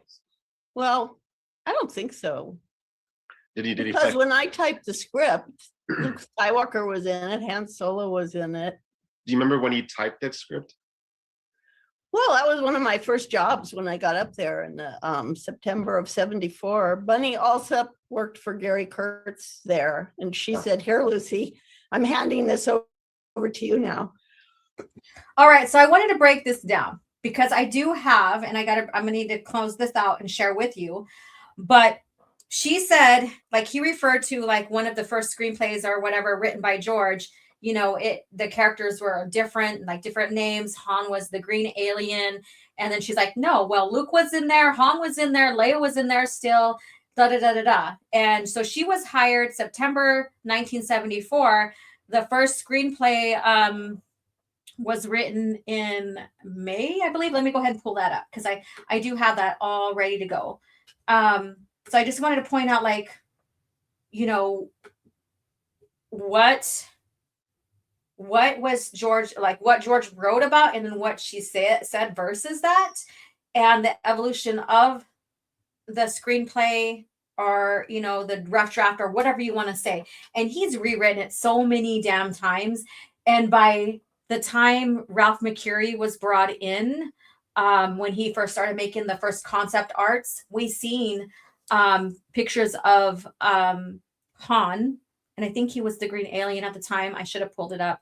But anyways, their descriptions are totally different. And even the names change, even from the first to the actual screenplay. So it was really, really, really interesting. And so, like I said, it was ever evolving. So let me get into this. Let me go ahead and close this out. Stop screen. All right, and now share what I need to share here just to break things down a little bit more. Window, here it is. Here we go. All right, so did I have to scroll up a little bit more? So right here, this right here is such a great resource here. It has a little breakdown of everything if you don't want to pull out the book and you don't have your pages marked. But this has like the breakdown of the timeline. So January 1st, 1976. Oh, wait. This is the wrong one. Let me go ahead and click here. Perfect. I was researching something. So here you go. Make sure that you still see what I have on display. Yes, you do. All right. So this is like leading all the way to 1974. So let's go ahead and scroll down. So here we go. Where is it at? Here, I thought I put it back to where I needed it, but I did not. All right. So in 1973, Lucas talks to Ralph McQuarrie about his Untitled Space Fantasy film. So he's basically recruiting Ralph McQuarrie to come in and do his concept art. So that was very interesting. And where is it at? Here we go. What is crazy here is January 10th, 1974, and this has nothing to do with it, but I thought it was interesting and kind of funny. It made me giggle. Lucas signs a legal agreement with himself. Lucasfilm is legally loaning out George Lucas, director, to the Star Wars Corporation. See, he wanted to stay independent. He didn't want anybody else to have control. So he even signed a legal form with himself. All right. And then he actually called it the Star Wars Corporation, not Lucasfilm. Very interesting, right? All right. So that made me giggle. So here it is, May 1974. So she came in after the fact. So there are instances of these things being rewritten even up until then. So did she remember accurately? Maybe. I don't know. Do people misremember on dates way back then at that age? Yes, they do. Okay. So May 1974 does that mean she's a bad person? No, it doesn't. So George Lucas completes a rough draft screenplay of the Star Wars. So this is the title, The Star Wars. Lucas consciously begun reworking ideas he had for the Apocalypse Now into his new project. For the first time in the evolving story, the phrase "May the Force be of others be with you" is used. So the "May the Force of others be with you," which of course is reminiscent of the more familiar "May the Force be with you" used in the final film. At this time, however, the Force was not something that was defined and was merely used as a generic way of wishing someone in good fortune. And it still is used like that today, in a sense. The plot, except for the exception of Disney, right? The plot focuses on the cyborg Kane Starkiller, a Jedi Bendy master, and his two sons, Anakin and Deke.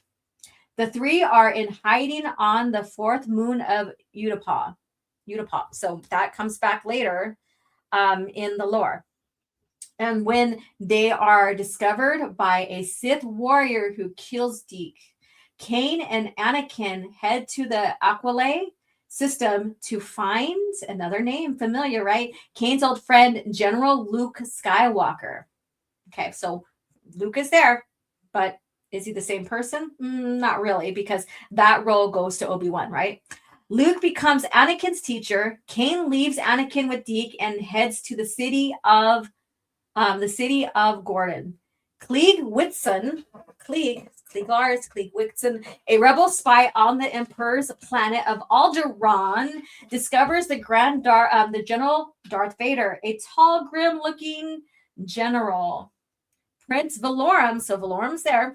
Another callback, right? Another thing used in a different way, like different character, but we know the origins of these. And their Imperial fleet is about to conquer Aqualay with the Death Star rebel fighters attempt to stop the attack, but the king of Aqualay is killed. A corrupt senator who has connections to the Empire maneuvers his way into taking control of Aqualay instead of the rightful heir, Princess Leia. So she's there. Now, so was she right? Yeah. If this is the one she wrote, maybe, yeah. But they're different. So Anakin, Luke, and Whitson, along with the robots R2, D2, and C3PO, escape from the Death Star with Princess Leia and her two younger brothers and flee to the city of Gordon, following a flight to the city's cantina, where Luke must use his his laser sword to protect the group. They meet with Kane and his alien friend Han Solo. So alien friend Han Solo. So he is an alien friend. Okay. She denies that. She's like, oh, they're there, but, and so she's basically saying, oh, well, Han's there, but he's not the alien. So she's saying he's not the alien. He's the one that George intended him to be, right? Or he ended up being. The rebels narrowly escape the planet with Imperial forces in hot pursuit. Love begins to develop between Anakin and Leia. Okay, so we have this right here, this love scene between Anakin and Leia, which doesn't make them the same, right? In this description here. On the journey, Whitson dies when the ship explodes after being damaged by the asteroid field. So now we're getting into like glimpses of like Empire Strikes Back in a sense, right? The others abandon ships and find refuge on the jungle planet of Yavin. Anakin attempts to rescue Leia after she is captured by alien trappers, but fails. Anakin does, however, manage to free a group of Wookiees on one named Prince Chewbacca. Leia ends up in the hands of the Empire. And so they rescued her in what we know now. They rescued her already. The rebels, along with the new Wookiee friend, attacks the Imperial outpost. And so he's not even Han's friend here, by buddy, because Han's another alien, and we have this Wookiee, an alien. After learning that Leia is not at the outpost, but instead is held captive on the Death Star, General Skywalker begins training the Wookiee to fly spaceships so they can attack the space fortress. Well, we already know that, you know, Chewie is already a well-seasoned pilot and mechanic, all of that in the actual canon. Anakin and R2 secretly board the space fortress, Anakin dressed as a Sky Raider, to rescue Leia. But instead, he is soon captured by General Vader. Prince Valorum, after witnessing Anakin being tortured by Vader, so Anakin was tortured by Vader, which basically kind of is reminiscent to Han Solo being tortured, right? Has a change of heart and frees Anakin and Leia, who escapes down the garbage chute. So it's not Luke and Han saving, it's Anakin here. Valorum, Leia, Anakin, and R2 escape from the trash compactor and flee the Death Star just before the Wookiee destroys it, along with Vader and Governor Hodak. On one Sith Lord, so Sith Lord was already used, even though we don't see it used or hear it used in the actual films. It's already been written down on, you know, these screenplays, these ideas, all of this. Went by the name of Banta 4. So there you go. Let me see what you guys are saying. And then July 1974, George has created the first full draft of his May 1974 screenplay, Rough Drafts. At this time, Lucas continued to play with the names of the characters, changing Kane Starkiller to Akira Valor, Deke Starkiller to Binks Valor, Anakin Starkiller to Justin Valor, Prince Valorum to General Dodonna, Owen Lars to Hutho, Biggs and Windy to Ota and Puck, Princess Leia to Princess Zara, R2-D2 and 3PO to A2 and C3, Wookiees to Jawas. The Jedi Bindu were renamed to the Dai Noga. Interesting. And the Sith were known as the Legions of Latau. All of these changes would soon be changed back to the previous state as Lucas would begin working on his second draft. So, did she type out the first draft but then for nothing, and Luke went back or Lucas went back and changed it? So see how there's a little bit of discrepancies here? Like I said, misremembering is not bad. It doesn't make a person bad, but it does make you question them. And that's my whole thing, is questioning. Did she really say this? Did what she implied, was it really said or happened? Is she remembering correctly? All of that. Let me see here. Let me see what you guys are saying here. 1974. I need to get my flare jeans. Kurtz, who OT fans still ass kiss. Technical difficulties I noticed. Was I having when I was scanning or getting things up? George also complimented her work in publishing. Oh yeah, I already read that. All right, so there's that. It was very interesting, like I said, because Han at the time is an alien. Now, does she think that he was not, or that by the time she started typing something up, he was not? And see how there's this evolution of the screenplays, ideas all written down by George. Let's see, let's go back here. And then in late 1974, Lucas becomes increasingly frustrated by the 20th Century Fox dragging their feet to provide a product distribution contract. Yeah, so I was right. So there's that. And let's see here. Let's scroll down here. This is where he talks about Ralph McCreary and their ideas and stuff right here. And after a frustrating silence from Fox, Pollock sends another letting the company know that they need to settle the agreement immediately. So there's that right there. So let me go ahead and go forward.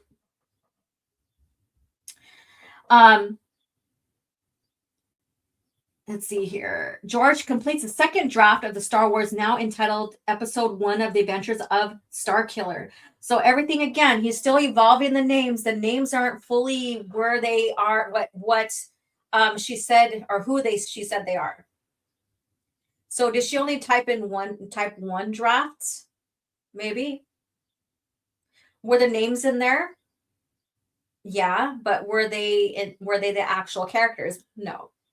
So again, remembering, misremembering, all of that plays into this. So we get the name, the character Darth Vader is now 7 foot tall Black Knight of a Sith, complete with black robes and breathing mask. And Jedi Darklighter is mentioned as being a Jedi student that abandoned his training early to become a Sith. So you have that.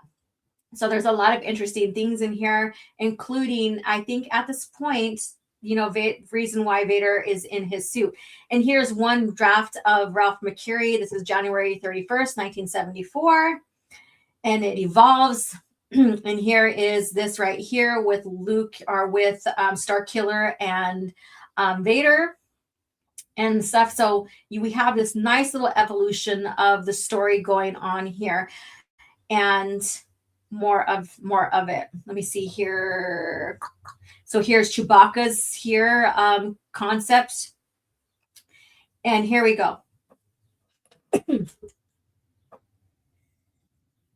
Finally, here we have somewhat of correct images of some of the characters.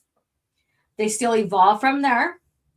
All right, so let's go ahead. I'm going to bring the video back up and we'll go ahead and start finishing. There's a few more things that I want to approach in it.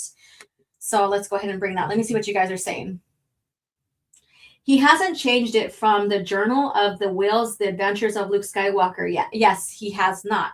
I love this old McQuarrie art. I do too. It's amazing. Like his art was truly stunning, right? His art was truly stunning. Very imaginative. All right. Let's see here. Nope, not trying to invite a guest. Share screen. Let's go back to the video.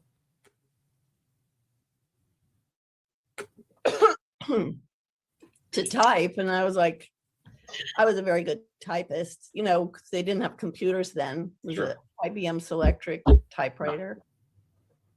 But as far as I recall, most of what ended up in the movie was what you typed?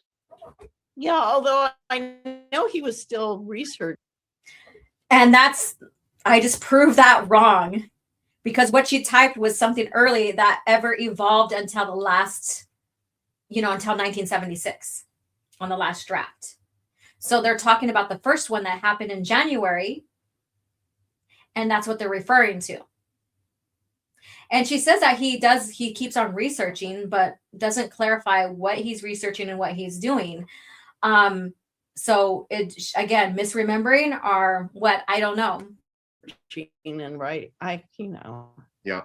Well, he finished the final script actually January 1st, 1976, and filming started in March of the same year. How did your role change? And with that being said, I believe he finished a little later than that. But again, when I was scrolling through that, I thought I seen that. But anyways, the point is that was not the what she typed up was not the final draft. They were talking about the January 1974 one. And so I find that fascinating that, that she misremembered or what have you here. And again, people do. And she never said anything about typing up anymore either. So did she? We don't know. Within that time frame, when you let's say first started typing the draft, and by the time, and then when he started filming. Well, they filmed overseas and left me there. So I was pretty much the only Lucas person, and I was up north. Yeah. They had offices at a bungalow in LA, but I think they used to just go down there. There wasn't anybody there really. And Michael Ritchie and Matt Robbins and Hal Barwood were in the offices with me. So I knew them more than I knew George and Gary, and they went off. So during the time she didn't know George, she worked outside of George other than being able to type up script, I guess. Off to make the movie. Mm-hmm. So nothing really changed until the movie came out. Then it was a smash hit, and then things really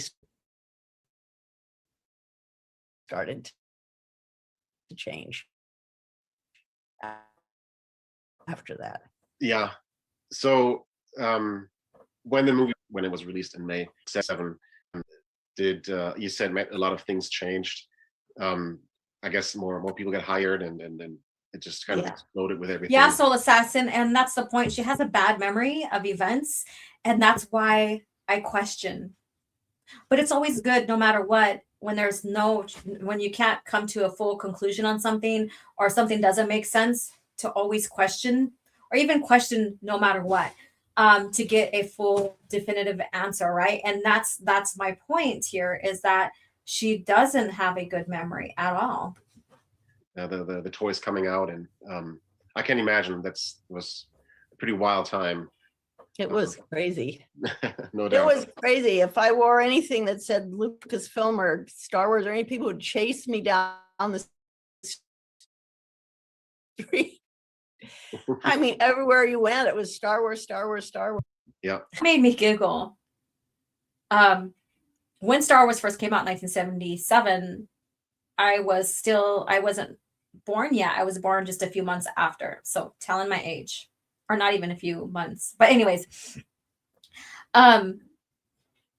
me and Star Wars shares the same birthday, basically birth year. And just imagine like someone walking down the road wearing something Star Wars and being chased after. You know, I wish I could have seen it. Did it really happen? Maybe. I don't know. But you know, it's kind of it's funny in a sense. And yeah, but anyways, just imagine someone chasing you down because you're wearing Star Wars stuff. Amazing. So during the filming of the original trilogy, you mentioned you didn't go overseas. Did you go overseas when Empire was filmed or Return of the Jedi? Did you have any exposure to those filming locations or the sets?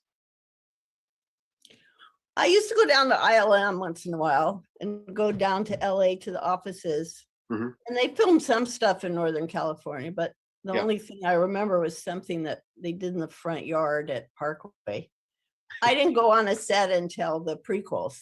Then I went to Australia. I went to Italy also. So for Phantom Menace. Yeah. And we'll get into that here pretty soon. Clones. So I'm going to go to 827 around that time frame. That's great. Italy was probably very nice. The filming location there on the lake was probably. It wasn't on the lake. It was inland. It was at that castle. All right. So I've been to that quote unquote castle. It wasn't inland. It was on the lake. And when you can even go to the site and it will have information for you there. It was on the lake shore. It was not inland whatsoever. The quote unquote castle, the place it was filmed. Let me see here. Castle. Okay. And this is one thing I accidentally clicked out of. But I'll go ahead and share pictures with you here. And I should have pulled up my pictures, but I didn't. But here it is. So I got to remove this for now. Share screen. And where is it? Oh, here it is. Share. So here's where it was recorded or filmed. The acts that was right there. It was alongside, it was shore-wise, basically off the cliff area here. Here is some of the grounds here. Here are some of the images from the inside. You could see the patio, the patio, I guess you could say, to where some of the scenes were shot here. And of course, here's the inside here that, and some more right here. So she, I would say, forgot, or I don't know, but I thought it was odd. I thought that was odd. How much y'all think that lake house goes for? Oh my God. It's a lot. You know, I'm pretty sure the value since then has gone up significantly. Beautiful places and movies were filmed at, correct. So I wish I could find a vintage Star Wars t-shirt from the 70s. I know that would be freaking amazing. You'd have all the girls chasing you. And yes, she does have bad memories of events. Like I said, I thought that was odd because I actually went to the place myself. And so when I heard that, I was like, oh, dear woman, are you kidding me? You know, kind of deal. Yeah. Palace? Mhm. Yeah. That was amazing. Actually, you had these great looking Italian guys, you know. Just too busy looking at who were Italian guys. I guess what were the stormtroopers or something, and then they yeah, that was neat. And then they, you know, it was a real palace, and then they put all this stuff up to make it look futuristic. So Yeah, Star Warsy. So again, 1974, you were hired. Let's go forward 15 years. So the fateful year of 1989. It has been 5 years since Jedi came out, Return of the Jedi.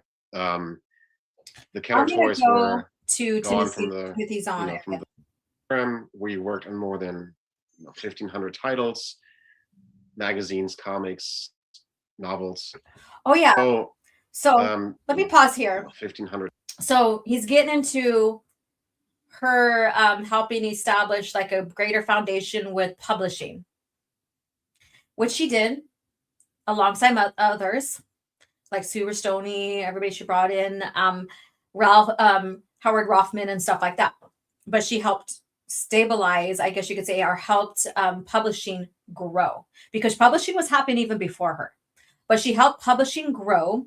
She was brought into publishing due to her wanting to be a part of that. So there was really no qualifications, but I guess she earned her due. And Lucas said, sure, because as she said, and I didn't play it, but as she said, and I'll share the link below in the comments, not in the comments, but in the description.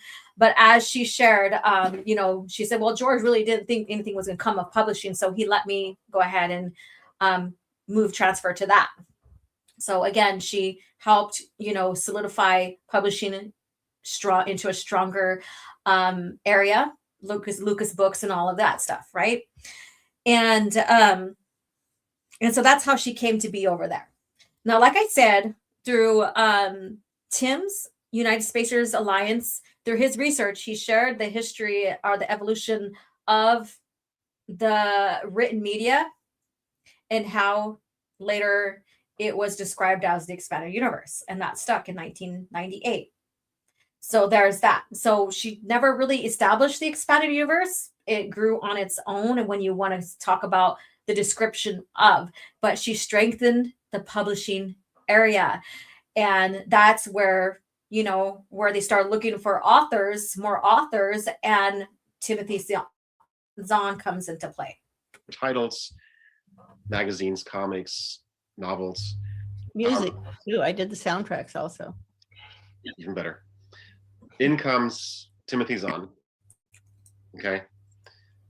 He received a call from his editor and said, hey, stop what you're doing. Lucasfilm wants you to write Star Wars. Do you remember that period of when this all really first started? Mm-hmm. Well, whoever thought it would be, you know, who thought that would end up being what it was? Yeah. I always wanted to be in publishing, but it took a long time to get there. I didn't want to be in New York. So, you know, they were only letting me do it because I don't think they thought it was going to do much of anything. Right. They were wrong. They were wrong. I mean, thankfully it was Timothy Zahn, but I mean, Betsy Mitchell was the editor then at Bantam. Yeah. I made the deal with Bantam after getting out of the deal at Ballantine, because Ballantine had a first negotiation, but they weren't really interested, and I wasn't really interested in them at that point. So she says, thankfully it was Timothy Zahn. So what I'm gonna touch bases here or get into here is comparing this interview to her Docking Bay 94 interview, how she talks between the two authors that were brought in, one for the comics and one for the novels, Tom and Zahn. You could tell her tone when she's talking about them. And that gives me the feeling, the gut feeling, that she didn't care for Tom Veitch and she really favored Timothy Zahn.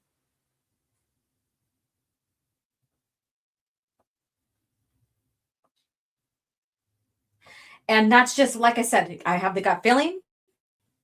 It's just a suspicion how her tone is, how she favors, how she talks about.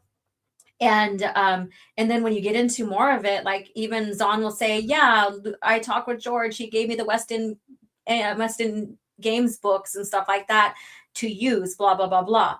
But then when it comes to Zahn or to Tom, that's not the case or whatever. I don't know. It's very odd. And it brings a lot of questions to mind of like why and how and all of this, and her misremembering all of this. And so that's, again, at this age here, it just brings to question, okay, so does she actually remember everything?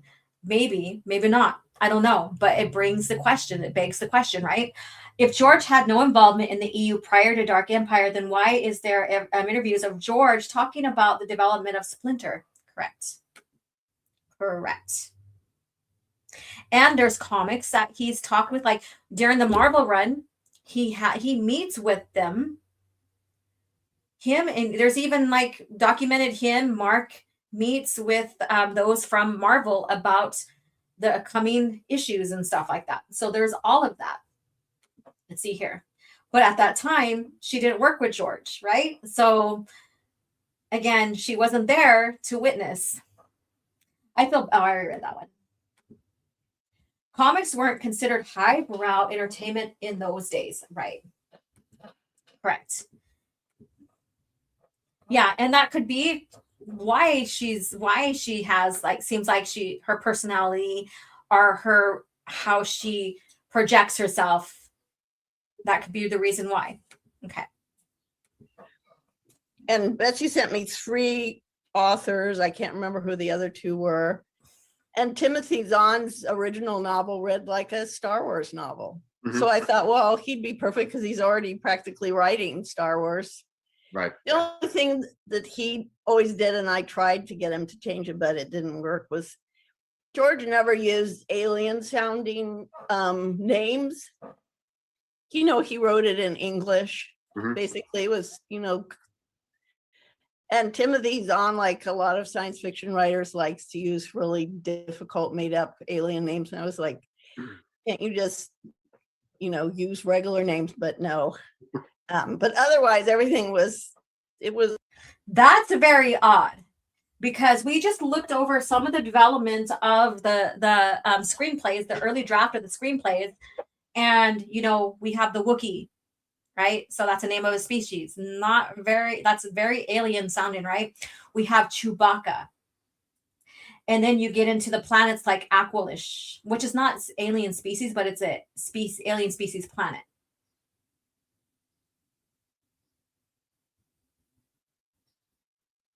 So that was a very odd comment. And when you look into more and more of these alien species and names, they do really sound non-human. So I don't know where she's coming up with this or what, because what is written and what is seen under George goes against what she's saying here. Very, very odd. Like as if he was born to write Star Wars, really. He's still in the game, and to this day, Yeah. characters like obviously like Grand Admiral Thrawn is still being used. Yeah, he did a great. I mean, he's a really good writer. Yeah. And Betsy Mitchell in the beginning also was a brilliant editor. We were really lucky that she was where she was at Bantam, and that. Yeah. All right, I'm going to go for a little bit more here. We're almost done here. I wanted to listen to this whole thing with you, but I encourage you just listen to it on your own if you want to, because there's some very interesting things that is said here. I'm going to go ahead and start right here. Not in that. Well, in the beginning, it was Sue. I hired Sue to work for me to help do the editorial, and then that became her. She was a really good editor. She was growing into it at that point in time, but yeah, we approved everything. And then George had, when I wanted to do Star Wars, my boss Howard Rothman had asked George if that was okay. Okay, so this is a thing. I didn't say anything about if she had a boss, because everybody thinks that she's leading publishing, but I never looked in to see like if George was strictly her boss or not. I don't know why, because maybe I was listening to others because they put her up on a high pedestal or refer her to more than anything else. But Howard is her boss. Howard Rothman is her boss. Yeah, that's just my epiphany, because listening to people who put her on a pedestal, talk about her a lot, says that she's responsible for this, this, and that. Howard's her boss. Okay, so yeah, you guys probably knew that, but I'm like, me being ignorant and listening to people without looking up the facts or fully researching or whatever, and just taking their word as quote unquote gospel. But anyways, I had to just mention that. If I could just do that. And he said, yeah, as long as we did after Return of the Jedi and not before. Okay. So that was the only direction we. So George already set the perimeters, and this is what I've been talking about on Twitter. George set the perimeters of where the authors could develop their story. And anything prior to Return of the Jedi, basically prior to the OT, was a no, because George was, still had plans to develop the prequels, right? And so we have that there. So he set the perimeters for that. And again, that is George's involvement on that, making sure that everything stays aligned and that they don't intrude on where he wants to work out, because again, it's all canon. And at that point, so we kind of just went with it. I think West End Games had already done all this stuff, so we kind of had to. Yeah. Sue used to more call them up all the time saying, can we do this or that, or are we contradicting something? Because from the beginning, I had observed Star Trek. Mm-hmm. They kept changing their thing over and over because they had so many books. But I thought one way to differentiate Star Wars from Star Trek was to maintain a continuity. So we tried to do that from the very beginning. This is a big plus when it comes. What? They try to maintain continuity, not like Star Trek. And they were planning that from the beginning, and they still continued it up until the buyout. So many people use, George or Rothman said that they were going to make it as Star Trek. and have these offshoot stories that really don't connect to the greater foundation, which they did not do. And this confirms that.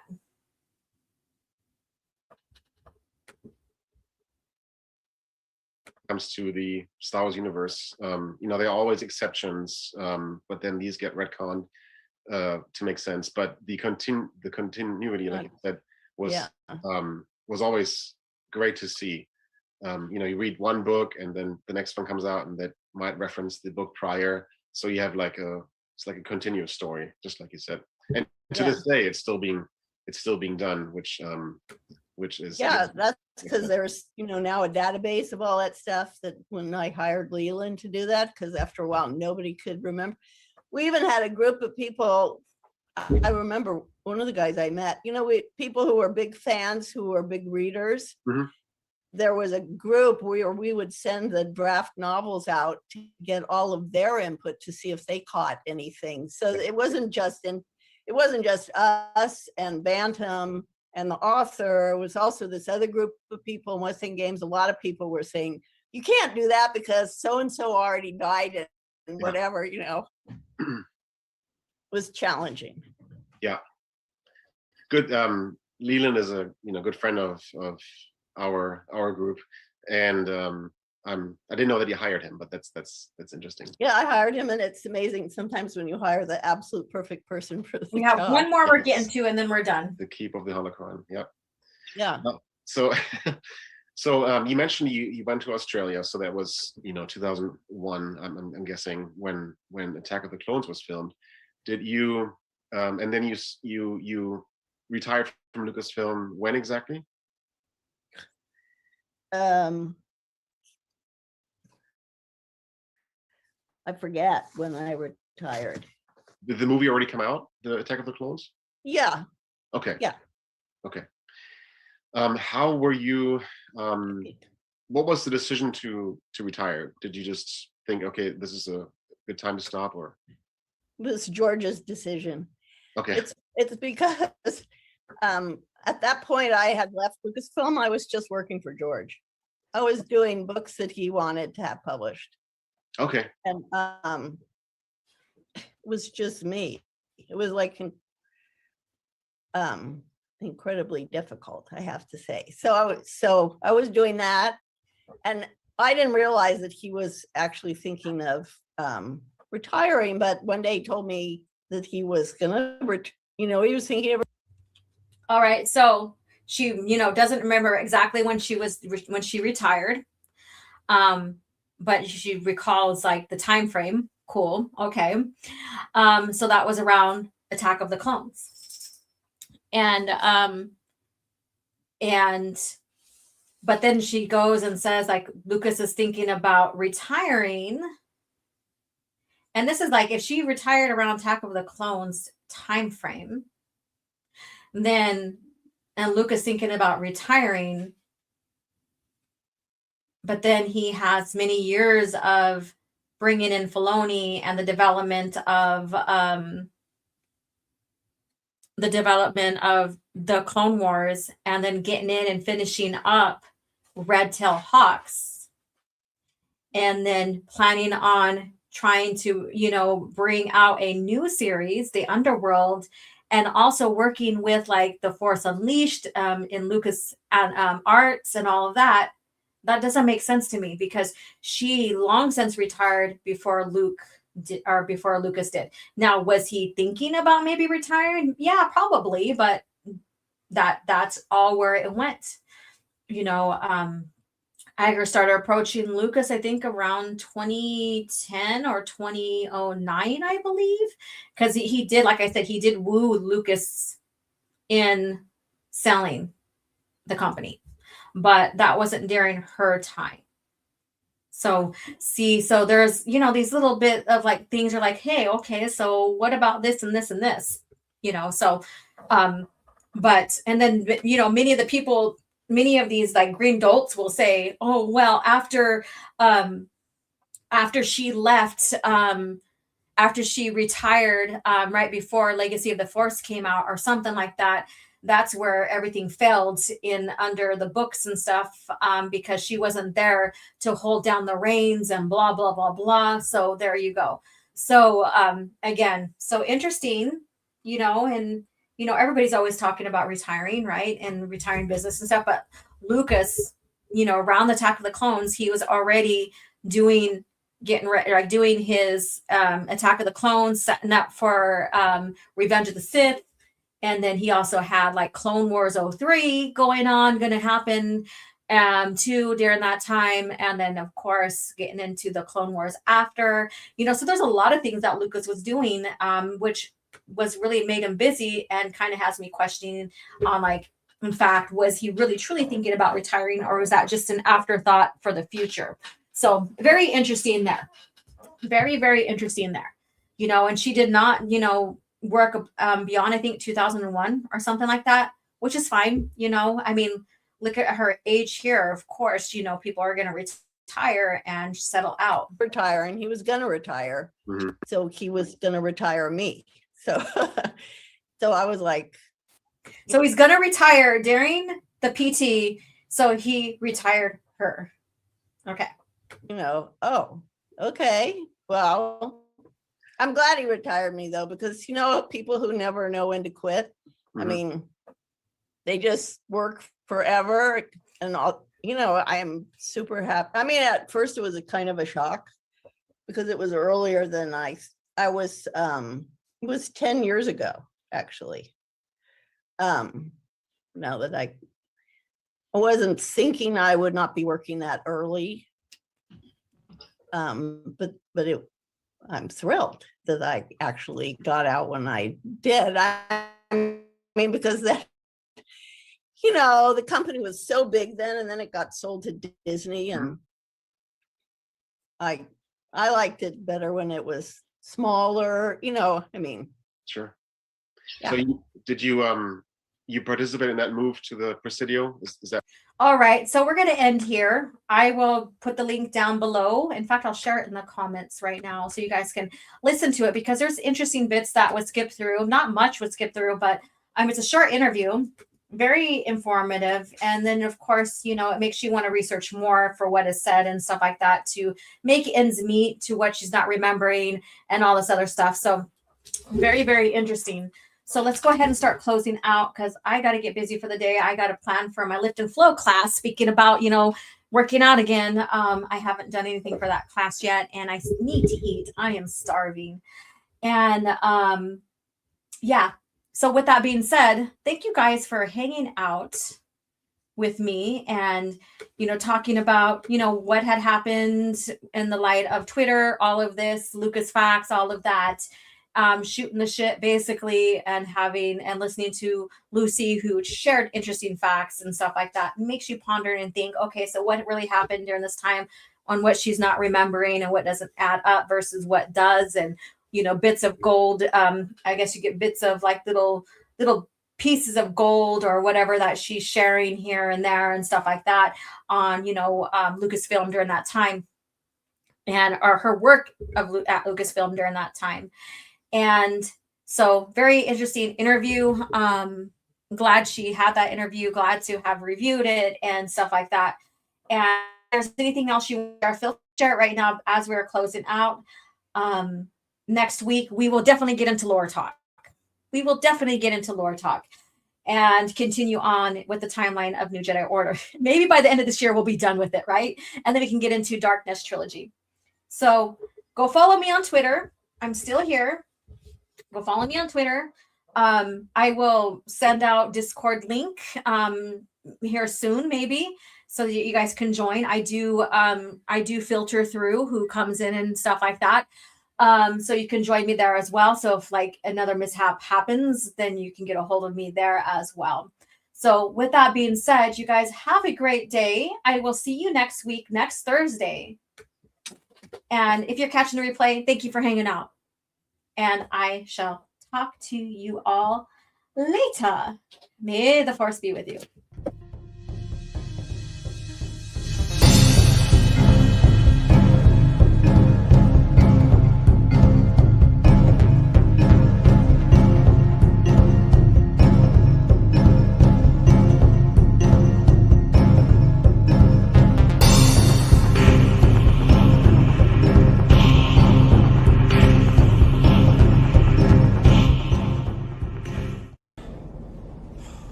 Another happy landing.